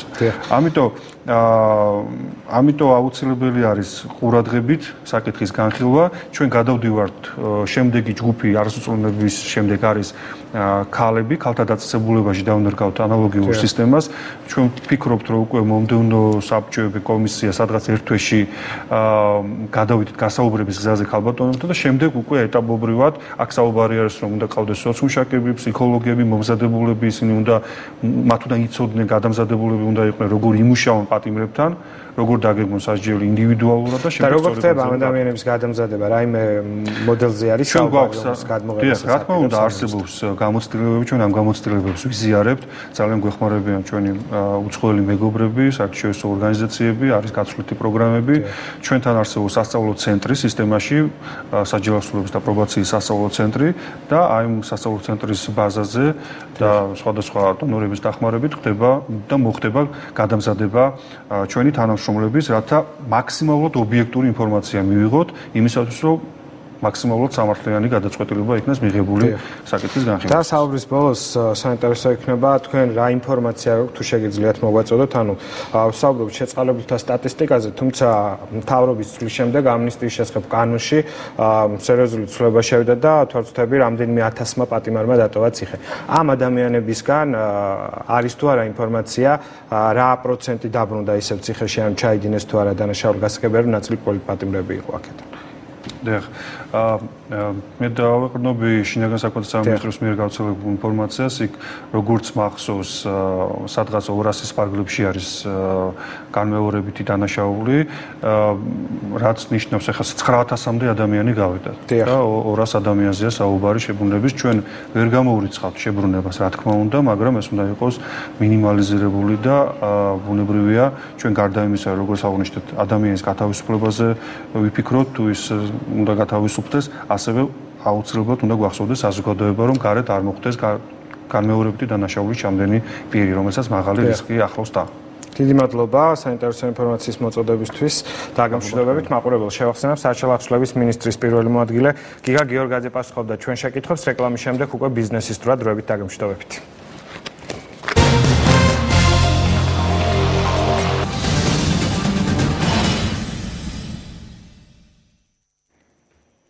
კიდევ ერთხელ მოგესალმებით, გადაცემა ბიზნესის დრო არის ეთერში, რაც შეეხება თემას, დაიწყო თუ არა ეროვნული ბანკის პრეზიდენტისა და პრემიერ-მინისტრის მიერ დაანონსებული სესხების გაიაფების ტენდენცია. ცენტრალურმა ბანკმა სულ ცოტა ხნის წინ ეკონომიკის გამოსაცოცხლებლად რეფინანსირების განაკვეთი დაწია. პირველი ნაბიჯი კი ბანკმა რესპუბლიკამ გადადგა ბიზნეს სესხები 9.95%-დან.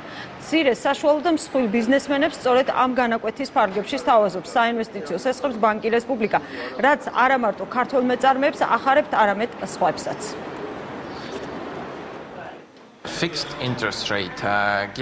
ფიქსირებული საპროცენტო განაკვეთი ძალიან მოსახერხებელია კომპანიისთვის, რათა ინვესტიციები კარგად დავგეგმოთ და ხარშაღრიცხვაც სწორედ ვაწარმოოთ. ახალი სესხი, რომელსაც ბანკი გვთავაზობს, ჩვენთვის და ალბათ ყველა მეწარმისთვის მნიშვნელოვანი შეღავათი იქნება. სწორედ ამ თემაზე ვაგრძელებთ გადაცემას და თქვენ ჩვენი გადაცემის მეშვეობით შეიტყობთ იმის შესახებ, თუ როგორ შეგიძლიათ, თუ კი ამის სურვილი გაქვთ, დაიღოთ სესხი ბანკ რესპუბლიკაში. ია გაბუნია, ბანკი რესპუბლიკის კორპორატიული ბანკინგის დეპარტამენტის უფროსი მოადგილე გახავთ ჩვენი გადაცემის სტუმარი. ია მოგესალმებით, პირველ რიგში დიდი მადლობა გადაცემაში მონაწილეობისთვის. საკმაოდ საინტერესო ინიციატივა, უпростоრად საინტერესო საბანკო პროდუქტი, რომელიც გამოიტანა აქცია ბანკმა რესპუბლიკა. აქცია ეს ნიშნავს იმას, რომ რაღაც გარკვეული პერიოდი გრძელდება. დიახ, ივლისის ბოლომდე. ივლისის ბოლომდე გაგრძელდება ეს აქცია. თუ რას შეეხება ეს აქცია, ამაზე ჩვენ ვრცლად ვისაუბრებთ, ჩვენ გვაქვს ამის საშუალება. მოდით ახლა რო ვთქვათ, ალბათ ძალიან ბევრი ადამიანი, ვინც აპირებს რაღაცა გარკვეული ბიზნეს აქტივობა წამოიწყოს, ან აქვს საკუთარი ბიზნესი, ალბათ დაინტერესდება 9.95% საპროცენტო განაკვეთი. ეს არის საკმაოდ მიმზიდველი. ეს არის ჩვეულებრივი ბიზნეს სესხი, რა შეგიძლიათ გითხრათ, რომელიც არსებობს უკვე ბაზარზე და ძალიან ბევრი, თუ რაიმე განსხვავებულს თავაზობთ გარდა იმისა, რომ ეს არის დაბალი საპროცენტო განაკვეთი. რა თქმა უნდა. პირველ რიგში მადლობთ მოწვევისთვის. მე ვიტყვი კიდევ ერთხელ, რომ ბანკი რესპუბლიკა როგორც ასეთი აგრძელებს სიახლეების შეთავაზებას თავისი მომხმარებლებისათვის. ამჯერად სიახლეები არის კორპორატიული კუთხით, როგორც თქვენ ნახსენეთ, დაიწყო აქცია ბიზნეს სესხების აქცია 9.95%-ად დოლარში 7 წლამდე ვადით. კონკრეტულად ეს აქცია შეეხება ბიზნესებს, მცირე საშუალო და მსხვილ ბიზნესებს, რომელთაც უკვე აქვთ არსებული ბიზნესი და მათ სურთ ანუ ეს არ ეხება სტარტაპებს. არ ეხება სტარტაპებს, რა თქმა უნდა. უკვე აქვთ არსებული ბიზნესი და აქვთ ისტორია უკვე ამ ბიზნესის, რა თქმა უნდა. არსებული ბიზნესის, რომ ვისაც აქვთ არსებული ბიზნესი, მათ და ვისაც სურთ ინვესტიციების განხორციელება არსებულ ბიზნესში. მაგალითად, შემიძლია ვთქვა, მაგალითად სურთ რემონტი, ან მანქანა-დანადგარების შეძენა, მძიმე ტექნიკის, საწარმოო ხაზის განახლება, ანუ ახალი ინვესტიციები სურთ თავიანთ ბიზნესში, ეს არის კონკრეტულად მათთვის მისადაგებული აქცია. თქვენ აქცენტით აქციის უპირატესობა და რაში მდებარეობს საინტერესო სხვა ბანკებიც თავაზობენ გარკვეულ პროდუქტს. მთავარი უპირატესობა რაც არის ამ აქციის უპროცენტო დაბალი პროცენტი 9.95%, როგორც ახსენეთ დოლარში, ეს არის 7 წლამდე ვადით, ანუ 7 წლამდე ვადით ნიშნავს, რომ შეიძლება იყოს 2, 3, 4, 5, რა თქმა უნდა, ნებისმიერი პერიოდი 7 წლამდე ვადის განმავლობაში. მთავარი უპირატესობა არის, რომ ეს პროცენტი, რაც არის 9.95%, არის ფიქსირებული, სტაბილური პროცენტი. ანუ რეალურად პროცენტი არ გადაიხედება და თქვენ არ ელოდებით სურპრიზებს აქციის დამთავრების შემდეგ, რომ პროცენტი შეიცვლება, გაიზრდება, ან რაიმე სხვა სახის, ანუ არ არის მიბმული არც ეროვნული ბანკის რეფინანსირების განაკვეთზე და არაფერ. ანუ მე ხელშეკრულებას მივდივარ ვაფორმებ, როგორც გავაფორმებ 9.95%. თქვენ აიღეთ 7 წლამდე ვადით. პროცენტიდან არ ნიშნავს კიდე, რომ ეს მაინც-ამაინც არ პროცენტი არის ფიქსირებული 9.95. 7 წლამდე ვადით გააფორმეთ თქვენ ეს ხელშეკრულება და 7 წლის განმავლობაში თქვენ გაქვთ 9.95% დოლარში. მაგრამ აქ არის ერთი საინტერესო მომენტი ჩადებული დოლარში. კი, რა თქმა უნდა, მაშინ როდესაც ბანკები ბოლო პერიოდში საკმაოდ აქტიურად აკეთებდნენ რეკლამირებას იმის, რომ ხდება დედოლარიზაციის პროცესი და ასე შემდეგ, აი რატომ? გეტყვით ამას, მე როგორც ვახსენ, უკვე უპირატესობა არის, რომ ეს არის არაცვალებადი პროცენტი. ჩვენ სიტყვაზე ლარში არის, რა თქმა უნდა, რამდენიმე შეთავაზებები უკვე ბაზარზე, მაგრამ ეს პროცენტები რისგანაც განსხვავდება ჩვენი აქციისგან არის ის, რომ ის პროცენტები არ არის რეალურად ის არ არის ფიქსირებული, ის არის მიბმული რეფინანსირების განაკვეთი ეროვნული ბანკის მიერ. ანუ მათ არ აქვთ გარანტია, ვინც ამ სესს აიღებს, რომ მათ არ აქვთ გარანტია, რომ მათი სესხის პერიოდში, რამდენი წლითაც ეს სესხი მათ ექნებათ, პროცენტი არ შეიცვლება. ჩვენ აი ამის გარანტიას გაძლევთ, რომ ეს პროცენტი იქნება სტაბილური, უცვლელი და ფიქსირებული მთლიანი სესხის განმავლობაში. ანუ კიდევ უფრო მეტად რომ დავკონკრეტოთ, როდესაც მე ვიღებ ლარში სესხს, იქ ხელშეკრულებაში გარკვეულწილად ხდება განსაზღვრა, რომ ვალუტის კურსის ცვალებადობის შემთხვევაში რეფინანსირების განაკვეთის ცვალებადობის შემთხვევაში ეროვნული ბანკის მიერ დადგენილი რეფინანსირების განაკვეთის ცვალებადობის შემთხვევაში თქვენი პროცენტი შეიძლება შეგვიძლია კიდევ ერთხელ გამოვაწოდოთ ინფორმაცია მაყურებელს რომ რეფინანსირების განაკვეთი ეროვნულმა ბანკმა რამდენიმე ხნის წინ ბოლო მონეტარული კომიტეტის ხდომაზე დაწია 4.25%. კი, რა თქმა უნდა, ეს განპირობებულია იმით, რომ რეალურად ლარის ჰეჯირება, ასე ვთქვათ, ფიქსირებული პროცენტი რომ გააკეთო სესხებზე, ლარის ჰეჯირება ჯდება საკმაოდ ძვირი. შესაბამისად, არა მიმზიდველი პროცენტი იქნება ფიქსირებული პროცენტი ლარში ამ დრომდე ვადით. შესაბამისად, აქციები, რომლებიც არის ლარზე ორიენტირებული, მიბმული არის რეფინანსირების განაკვეთზე, რათა ეს რისკი დაფაროს ბანკმა თავისი მხრიდან. რაც შეეხება დოლარში შესახება ჩვენთან, ეს უკვე ფიქსირებულია და ეს აძლევს ძალიან დიდ სტაბილურობის შეგრძნებას ბიზნესს. მათ შეუძლიათ 7 წლის განმავლობაში თავისუფლად გააკეთონ თავიანთი გათვლები და ეცოდინებათ, რომ მათ პროცენტი არ შეეცვლება და 7 წლის განმავლობაში იქნება სტაბილურად 9.95%, ვთქვათ რავად.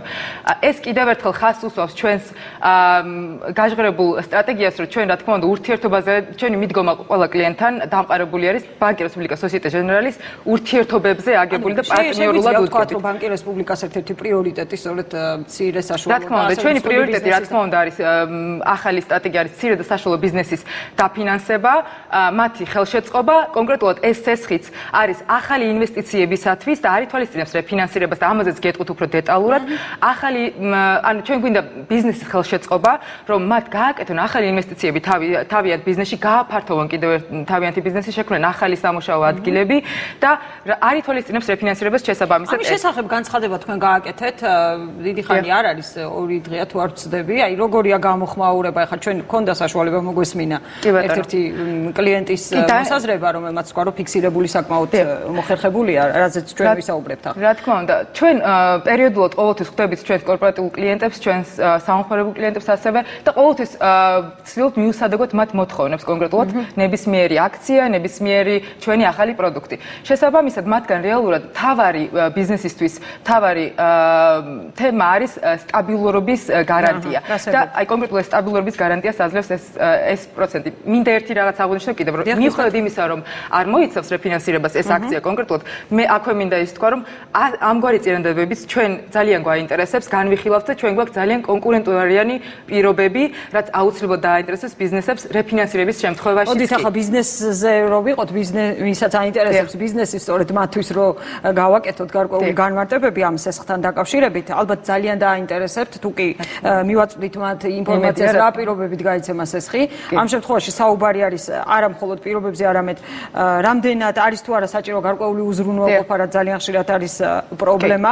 სტარტაპზე უკვე შევთანხმდით და უკვე ცნობილია მის შესახებ, ეს არის ბიზნეს სესხი, რომელიც უკვე არსებობს. ამას ძალიან ფრთხილად უდგება უკვე არა მარტო ჩვენი ბანკი, არამედ ჩვენი კონკურენტი ბანკებით, სტარტაპების დაფინანსება საკმაოდ ფრთხილად უდგება ჯერჯერობით ბანკები, თუმცა არსებობს გამონაკლისები, მაგრამ ამას არ აქვს მასშტაბური ხასიათი, რა თქმა უნდა, როგორც თქვენს მოგეხსენებათ საბანკო სფეროში. ხმაურიანი თემა სოფლის მეურნეობაში, სტარტაპის თემა, ამიტომ ამ თემას მოდით გვერდი ავუაროთ დღეს და რაც შეეხება კრიტერიუმებს, რამდენად მკაცრი კრიტერიუმი, რამდენად მოუწევს იმ ადამიანს, ვისაც უნდა სესხის აღება ეს გაიაროს ძალიან ბევრი პროცედურა, შეაგროვოს ძალიან ბევრი დოკუმენტები, ალბათ ეს ძალიან მნიშვნელოვანია, რომ კი ბატონო, მოდით მე რა თქმა უზრუნველყოფა, არაუზრუნველყოფილი არ არის, რა თქმა უნდა, ეს სესხები, მაგრამ მე მინდა აღვნიშნო კიდევ ჩვენი მიდგომა კონკრეტულად რა არის უზრუნველყოფასთან და ბიზნესთან დაკავშირებით. ანუ ჩვენ კონკრეტულად გვაინტერესებს ბიზნესის პოტენციალი და მისი განვითარების შესაძლებლობა. ანუ რეალურად ბიზნესში შეიძლება ქონდეს ძალიან კარგი უზრუნველყოფა, მაგრამ ვერ დავინახოთ მასში პერსპექტივა და არ იყოს პოტენციურად განვითარებადი ბიზნესი და შესაბამისად მე დაუდგეს ისეთი პერიოდი, რომ რეალურად უზრუნველყოფის რეალიზაციაში გადავიდეთ, მაგრამ კონკრეტულად აი ჩვენი ამოსავალი წერტილი არის აუცილებლად რომ იყოს უზრუნველყოფა, აუცილებლად ბიზნესს უნდა კონდეს პოტენციალი და ბიზნესის პოტენციალიდან გამომდინარე ვიღებთ გადაწყვეტილებას ამა თუ იმ ბიზნესის დასაფინანსებლად. უზრუნველყოფა ეს არის კიდევ ერთი, ასე ვთქვათ, ბიზნესის ფლობელების მიერ ჩადებული ჩვენთვის ნდობა, რომ რეალურად მათ ჯერათ მათი ბიზნესის განვითარდება და უზრუნველყოფის თემა არის კონკრეტულად ამისი დასაფარი, მაგრამ რაც თავარია, აუცილებლად ბიზნესს უნდა კონდეს პოტენციალი და ამოსავალი წერტილი კონკრეტულად ეს არის, რომ მას შეეძლოს განვითარდეს და რა თქმა უნდა გაიზარდოს. გასაგებია, ანუ რაღაცა გარკვეული გართულებული პროცედურები ამ სესხების აღების კრიტერიუმი არის, რომ უნდა კონდეს ბიზნესი, არსებული ბიზნესი, რომელსაც აქვს ისტორია, რომელიც არის მოგებაზე, რა თქმა უნდა და კონკრეტულად ჭირდებოდეს ახალი საინვესტიციო სესხი მისი გაფართოებისათვის. მინიმალური მაქსიმალური ოდენობა გეტყვით, კი ბატონო, მაქსიმალური ოდენობა არ არის შეზღუდული, მინიმალური ჩვენ ვიწყებთ $200,000-დან. ანუ ეს არის მცირე საშუალო და მსხვილი არ არის მიკროსეგმენტზე, ასე ვთქვათ, ორიენტირებული, თუმცა მიკროსეგმენტში ძალიან ბევრი სიახლეები გვექნება და ამას ძალიან მალე შეიტყობს თქვენს. ეს კონკრეტულად ეს აქცია არის კორპორატიული არის მოსალოდნელი ძალიან ბევრი შეთავაზებები. იქნება ძალიან ბევრი ახალი კიდევ სიახლეები, რომელსაც ბანკი რესპუბლიკა შემოგთავაზებთ და ეს უფრო საშუალო სეგმენტში გადის, როგორც ხვდები ეს 200,000 მინიმალური. ჩვენ 200-დან სადაც ჩვენ უყურებთ მაინც როგორც მცირეს და 200-ზე ქვემოთ უკვე უყურებთ როგორც ასე ვთქვათ, გასაგებია და რაც შეეხება ვადას, ეს 7 წელი თქვენ ახსენეთ, ეს 7 წელი არის მინიმალური თუ როგორ? როგორ არის, 7 წლამდე ვადით არის, ანუ ეს შეიძლება იყოს 2 წლით, 3 წლით, 4, 5, 6, 7 წლამდე ვადით არის. ეს ინდივიდუალურად წყდება, როდესაც მოდის თქვენთან კლიენტი ინდივიდუალურად მისი მოთხოვნის შესაბამისად რამდენი წლიანი სესხიც ჭირდება და კონკრეტულად ამ აქციის ფარგლებში თუ ჯდება, მისთვის არის მაქსიმალური ვადა არის 7 წელი, რა თქმა უნდა. გასაგებია და ბოლო კითხვა მექნება, არის თუ არა მოსალოდნელი კიდევ საპროცენტო განაკვეთების კლება? ამას რა თქმა უნდა ბაზარი განსაზღვრავს და შესაძლებელია უბრალოდ კონკრეტულად ამ ეტაპზე ჩვენ გვინდოდა გამოგვეტანა პირველად როგორც ეს ჩვენი ბანკ რესპუბლიკას პირველად იყო იპოთეკური სესხები 10%-ში, პირველად იყო სამომხმარებლო სესხი 13.95%-ში, რომელიც ყველაზე დაბალი პროცენტები იყო, პირველად იყო უპროცენტო განვადება 2 წლის განმავლობაში შესაბამისად ჩვენ ვცდილობთ რომ ასე ვთქვათ პირველებმა გამოვიტანოთ ამგვარი აქციები და შეთავაზებები ჩვენი კლიენტებისათვის და მათ უკვე ამითი ისარგებლონ და ვიყოთ ამაში პირველები. ძალიან სასიამოვნოა და ძალიან მოხარული არის ვარ მეც და ალბათ ძალიან ბევრი ადამიანი, ვისაც აქვს ბანკებთან გარკვეული ურთიერთობა, რომ ეს ნიშნავს იმას, რომ უკვე ნელ-ნელა ყალიბდება გარკვეული კონკურენტული გარემო და საპროცენტო განაკვეთების დაკლების ტენდენციაც მიდის ქვეყანაში. ძალიან დიდი მადლობა ია გაბუნია, ბანკი რესპუბლიკას კორპორატიული ბანკინგის დეპარტამენტის უფროსის მოადგილე იყო ჩვენი გადაცემის სტუმარი. ჩვენ ვაგრძელებთ საპროცენტო განაკვეთებზე საუბარს, რამდენად აუწყოს ფეხი სიახლის მიკროსაფინანსო ორგანიზაციებმა, რომლებსაც შედარებით უფრო ძვირი რესურსი აქვთ და ძირითადად საშუალო შემოსავლიან სეგმენტზე მუშაობენ. ამის თაობაზე ჩვენთან სტუდიაში მიკროსაფინანსო ორგანიზაციების ასოციაციის თავმჯდომარე არჩილ ბაკურაძე გვესაუბრება. ბატონო არჩილ, მოგესალმებით.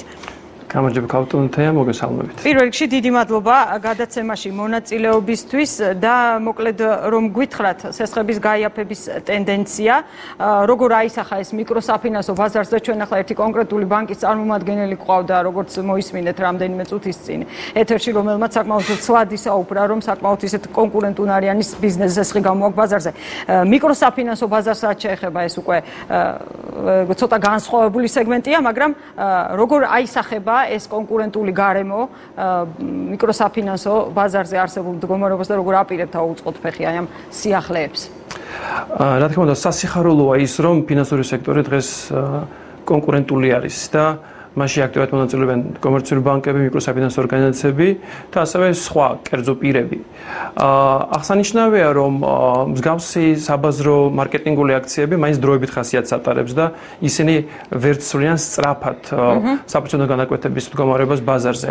თუმცა ეს პროცესი არის ეტაპობრივი და ის ხორციელდება ეტაპობრივად, ნელ-ნელა, რაც რისი განმაპირობებელი არის როგორც საფინანსო ბაზრის განვითარება, ასევე ზოგადად რესურსების და ხელმისაწვდომობის ზრდა, ტექნოლოგიური სიახლეები და ოპერაციული რა არის თქვენი პრიორიტეტი ბანკებთან შედარებით, რომ გითხრათ, რატომ ფიქრობთ, რომ არჩევანი, ანუ რა სეგმენტზე ხართ ორიენტირებული და რა არის თქვენი პრიორიტეტი უშუალოდ? ქალბატონთია, ძალიან მარტივად აგიხსნით.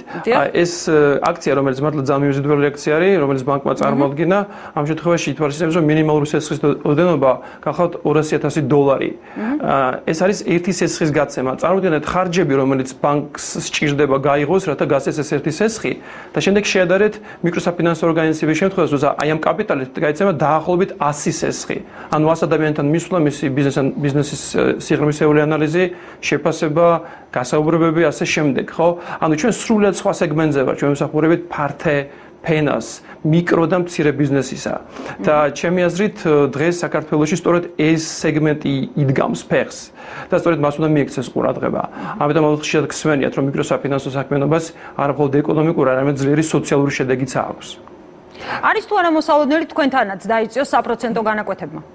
რა თქმა უნდა, ეს პროცესი მიმდინარეობს და თუ გავავლებთ თვალს ბოლო რამოდენიმე წელიწადს, აქტიური საპროცენტო განაკვეთი ბუნებრივად იკლებს, კონკურენცია მძაფრდება, დღესდღეობით 63 მიკროსაფინანსო ორგანიზაცია ფუნქციონირებს ბაზარზე, ჩვენი პორტფელი ჯამური ძალიან გაიზარდა, ბოლო წლის განმავლობაში, მაგალითად, ჩვენი სექტორის ზრდა იყო 50%, რაც ერთის მხრივ მიუთითებს ეკონომიკური აქტივობის ზრდაზე და სამახარებლო ნდობის გაჩენაზე, რომელიც იგრძნობა სწორედ დაბალ ეკონომიკურ, ასე ვთქვათ, სექტორში. ბატონო არჩილ, ძალიან ხშირად საუბრობენ იმის შესახებ, რომ ჩვენ საპროცენტო განაკვეთები საქართველოში ჩვენ მეზობელ ქვეყნებთან შედარებით უფრო გაცილებით უფრო ძვირია. რამდენად იზიარებთ ამ მოსაზრებას?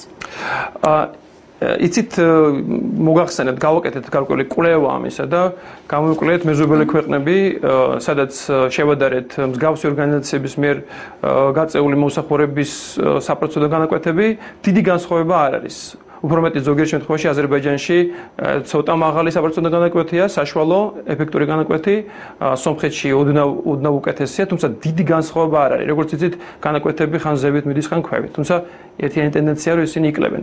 არსებობს ქვეყნები, სადაც საპროცენტო განაკვეთები არა თუ 20-30, არამედ 80%-საც კი აღწევს. იმედია ჩვენ ამ ქვეყნების კატეგორიაში არც ვართ და არც ვიქნებით არასდროს. მთავარია იცით, კარგად გავიგოთ, რას ვადარებთ, რას. არ შეიძლება ბანკის მიერ გაცემული ხსენებული დიდი სესხის საპროცენტო განაკვეთი შევადაროთ იმ მცირე სესხის განაკვეთს, რომლის გაცემას ბევრად უფრო მეტი ხარჯი უნდა. ეს საქმე მიკროსაფინანსო საქმიანობა არის ძალიან შრომატევადი. იმიტომ რომ ჩვენს კოლეგებს, ფინანსისტებს უწევთ კრედიტის გაცემა იმ შემთხვევაში, როცა არ არსებობს დასაბუთებული შემოსავლების სურათი და საკმაოდ რთული და ესეთი მეცნიერული ანალიზი ტარდება ყოველი მცირე კლიენტისა. ამიტომ ეს განაკვეთების თემა არ არის ემოციურად განსახილველი თემა.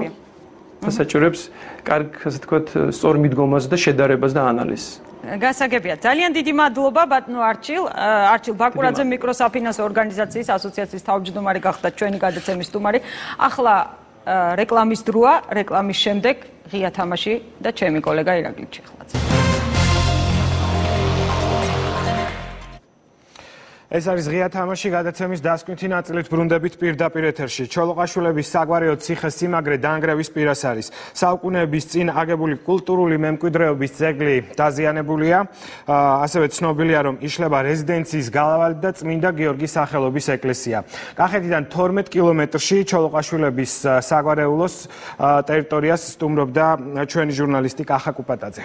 ყოველდღიურად ჩამოდის ეს ყვა და ყოველდღიურად ვასუფთავებთ, რომ აქ მაინც ისუფთავე იყოს. სოფელ ლალისყურში მე-16-17 საუკუნეში თავადი ჩოლოყაშვილების საგვარეულო ციხე-სიმაგრე დაშლის პირასაა.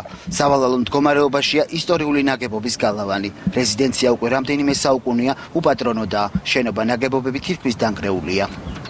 ციხე-სიმაგრის შემადგენლობაში შედის ჩოლოყანტკარის ეს ეკლესიაც, რომელიც წმინდა ნიკოლოზის სახელობისაა. წლების განმავლობაში მიტოვებული ტაძარი დანგრევის პირასაა. მას არც სამრეკლო აქვს, გუმბათი კი ნელ-ნელა იშლება. საუკუნოვანი ძეგლი სპეციალისტების დროულად ჩართვას და სასწრაფო რეაბილიტაციას საჭიროებს. სოფელ ლალისყურში ამბობენ, რომ იმ შემთხვევაში თუ სახელმწიფო ციხე-სიმაგრეს სარეაბილიტაციო სამუშაოებს დროულად არ დაიწყებს, მალე აქ არსებული შენობა ნაგებობებისგან მხოლოდ ნანგრევები დარჩება. ადგილობრივები ამბობენ, რომ ჩოლოყაშვილების საგვარეულო ციხე-სიმაგრე რეაბილიტაციის შემთხვევაში ტურისტებისთვის საინტერესო გახდება. აქ თავს საფარებდნენ, შემოდიოდნენ, განაესა იყო დანგრეული. მთელი ეს სიმაგრე იყო სათოფურები, სასროლები, სადგომები ხალხისა, რომ არავინ ჩავარდნილი იყო და ტალიანი თოფები იყო და ამით ხელმძღვანელობდნენ ხლმებით. ხალხი შემოდიოდა, ყველას უნდა და მიესაკუთრებინა, რომ ნახირის უნდა ჰქონოდათ, არავინ არ აფიქრობდა, რომ ეს ეკლესიურად დარჩენილი იყო და ეს ძეგლი აღდგენილი იყო და ძეგლი დარჩენილი იყო. ხო, სახელმწიფოს თუ რამე სახსრები გააჩნიათ, რომ დაგვეხმარონ, რომ აი ეს ეკლესია როგორმე აი შერემონტდეს, რომ აი სავალალო მდგომარეობაშია ნამდვილად, რა ეს რაღაც 60 წელიწადში მე მგონი აღარ ივარგებს. კულტურული მემკვიდრეობის ციხე-კოშკის განადგურების საფრთხეზე საუბრობს მუნიციპალიტეტის კულტურის სამსახურის ძეგლთა დაცვის სპეციალისტი. ვახტანგ გაგნიძე ამბობს, რომ ჩოლოყაშვილების რეზიდენციის მდგომარეობის შესახებ ინფორმაცია კულტურის სამინისტროს უახლოეს მომავალში გადაეცემა. თვითონ სამინისტროში მუშავდება საკითხი, რომ თვითონ მუნიციპალიტეტის დონეზე მომავალში უკვე რა თქმა უნდა ეს უცბად ვერ იქნება. თვითონ მუნიციპალიტეტის საშუალებით მოხდეს რაღაც სამუშაო ერთსაც ხვდებით. თელავიდან 12 კილომეტრში კახა კუპატაძე იმყოფებოდა, რომელმაც აღნიშნული ინფორმაცია მოგვაწოდა. ახალი სიტყვა ქართული თეატრის ისტორიაში. დოკუმენტურ მასალებზე შექმნილი სპექტაკლი და მსახიობები, რომლებიც ომგამოვლილი ქალების რეალურ ისტორიებს ყვებიან. სამეფო უბნის თეატრში დათა თავაძის მიერ დადგმული ტროას ქალებმა უცხოური მედიის ინტერესი გამოიწვია, თუმცა საქართველოში ამ სპექტაკლის შესახებ ფართო საზოგადოებამ ჯერ არაფერი იცის. როდის შედგება ტროას ქალების თბილისური პრემიერა და რას ყვებიან მსახიობები, ხათუნა ქარდავა მუშაობდა თემაზე.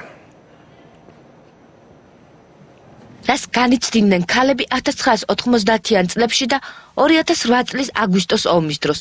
რეჟისორს ისტორიების შეტყვა არ დასჭირვებია. სპექტაკლზე მუშაობა იმ ქალებთან ინტერვიუების ჩაწერით დაიწყო, რომელთა ოჯახებსაც უშუალოდ შეეხო ომის ტრაგედია. წარმოდგენის მონაწილე გმირები ომგამოვლილი ქართველი ქალების რეალურ ისტორიებს ყვებიან. რთული ისეთი მისია ჰქონდათ, იმიტომ რომ თან უყურებდნენ სპექტაკლს და სცენას, თან უყურებდნენ ტიტრებს, ამიტომ რაღაც ისეთი მოძრაობა იყო სულ, მაგრამ ამის მიუხედავად ბოლომდე შეიგრძნეს, რაღაც საოცარი რეაქციები ჰქონდათ, ტიროდნენ ძალიან ბევრ სხვათა შორის და რა ვიცი, მე მგონი ფანტასტიკური მაყურებელი იყო. ნამდვილ ისტორიას ვაცოცხლებთ დოკუმენტური ტექსტებით და არა მხატვრული ტექსტებით. ეს ძალიან უცნაური იყო და ამ ყველაზე მეტად შემოიყვანა მაყურებელი კონტაქტი. მსახიობების სცენაზე რესპონდენტი ქალების ლექსიკით საუბრობენ. მთელი სპექტაკლის განმავლობაში ტრაგიკულ ამბებს ისინი ჩიტების ჭიკჭიკის ფონზე ყვებიან, რითაც რეჟისორმა მაყურებელს მიანიშნა, რომ მათ ჩივილს წლების განმავლობაში არავინ უსმენდა.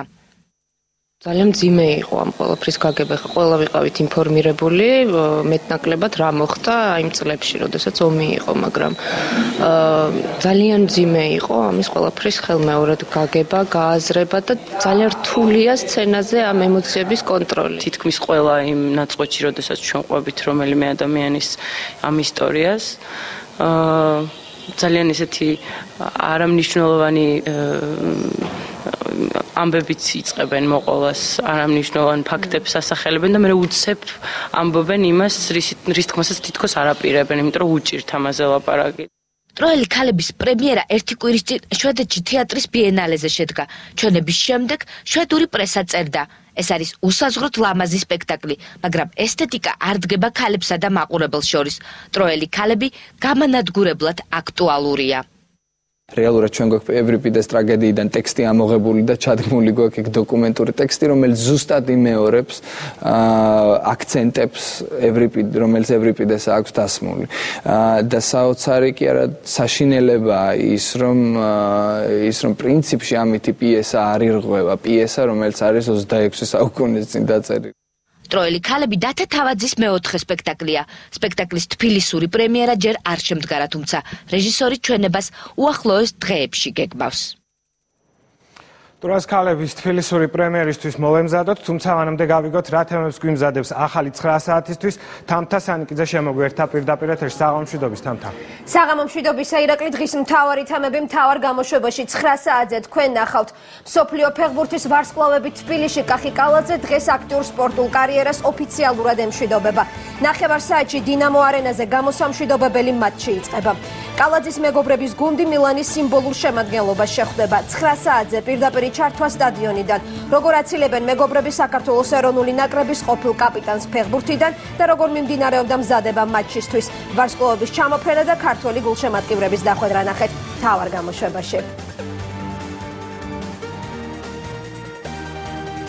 მიტაცებული გუდიაშვილის სოტბის აუქციონზე ქართული ნახატი რუსულ გამოფენაზე ხვდება. ამ აუქციონის გამო თბილისიდან ლონდონში წერილს გაგზავნიან. ქართულ მხარეს აინტერესებს როგორ მოხდა ლადო გუდიაშვილის ერთ-ერთი ტილო რუსული არტის ექსპოზიციაზე. 9 საათზე რასაც ხდებენ აუქციონისადმი მიძღვნილ პრესკონფერენციაზე, რომელიც ლონდონში ამ წუთებში მიმდინარეობს. მასალა ბრიტანეთის დედაქალაქიდან და რეაქციები თბილისიდან. მეორედ ჩაშლილი ლოცვა სოფელ სამთაწყაროში დედოფლისწყაროს რაიონში აჭარიდან ჩასახლებულ ეკომიგრანტებს რელიგიურ რიტუალზე დასწრების უფლება ისევ არ მისცეს. მართლმადიდებელი ქრისტიანი მოსახლეობის ერთი ნაწილი სოფელში მაჰმადიანური სამლოცველოს არსებობის წინააღმდეგია. საქართველოს მუსლიმური სამმართველო ვითარების დაძაბვაში ადგილობრივ ხელისუფლებას დებს ბრალს. მთავარ გამოშვებაში რა ხდება სამთაწყაროში, დაპირისპირების დეტალები და შეფასებები. საქართველოს ვენეციის ბიენალეზე კამიკაძე ლოჯია ამ სახელწოდების პროექტით ქართველი ხელოვანების საერთაშორისო გამოფენაში მონაწილეობენ. ქართულ პავილიონში გიო სუმბაძის, ნიკოლოზ ლუტიძის, თია ჯორჯაძისა და კიდევ 10-მდე ხელოვანის ნამუშევრებია წარდგენილი. 9 საათზე მიშენებული ლოჯიები და საცხოვრებლად საშიში შენობები. გამოფენის მთავარი თემა და მონაწილეთა შთაბეჭდილებები მთავარ გამოშვებაში თიკა წერეთელი იტალიიდან.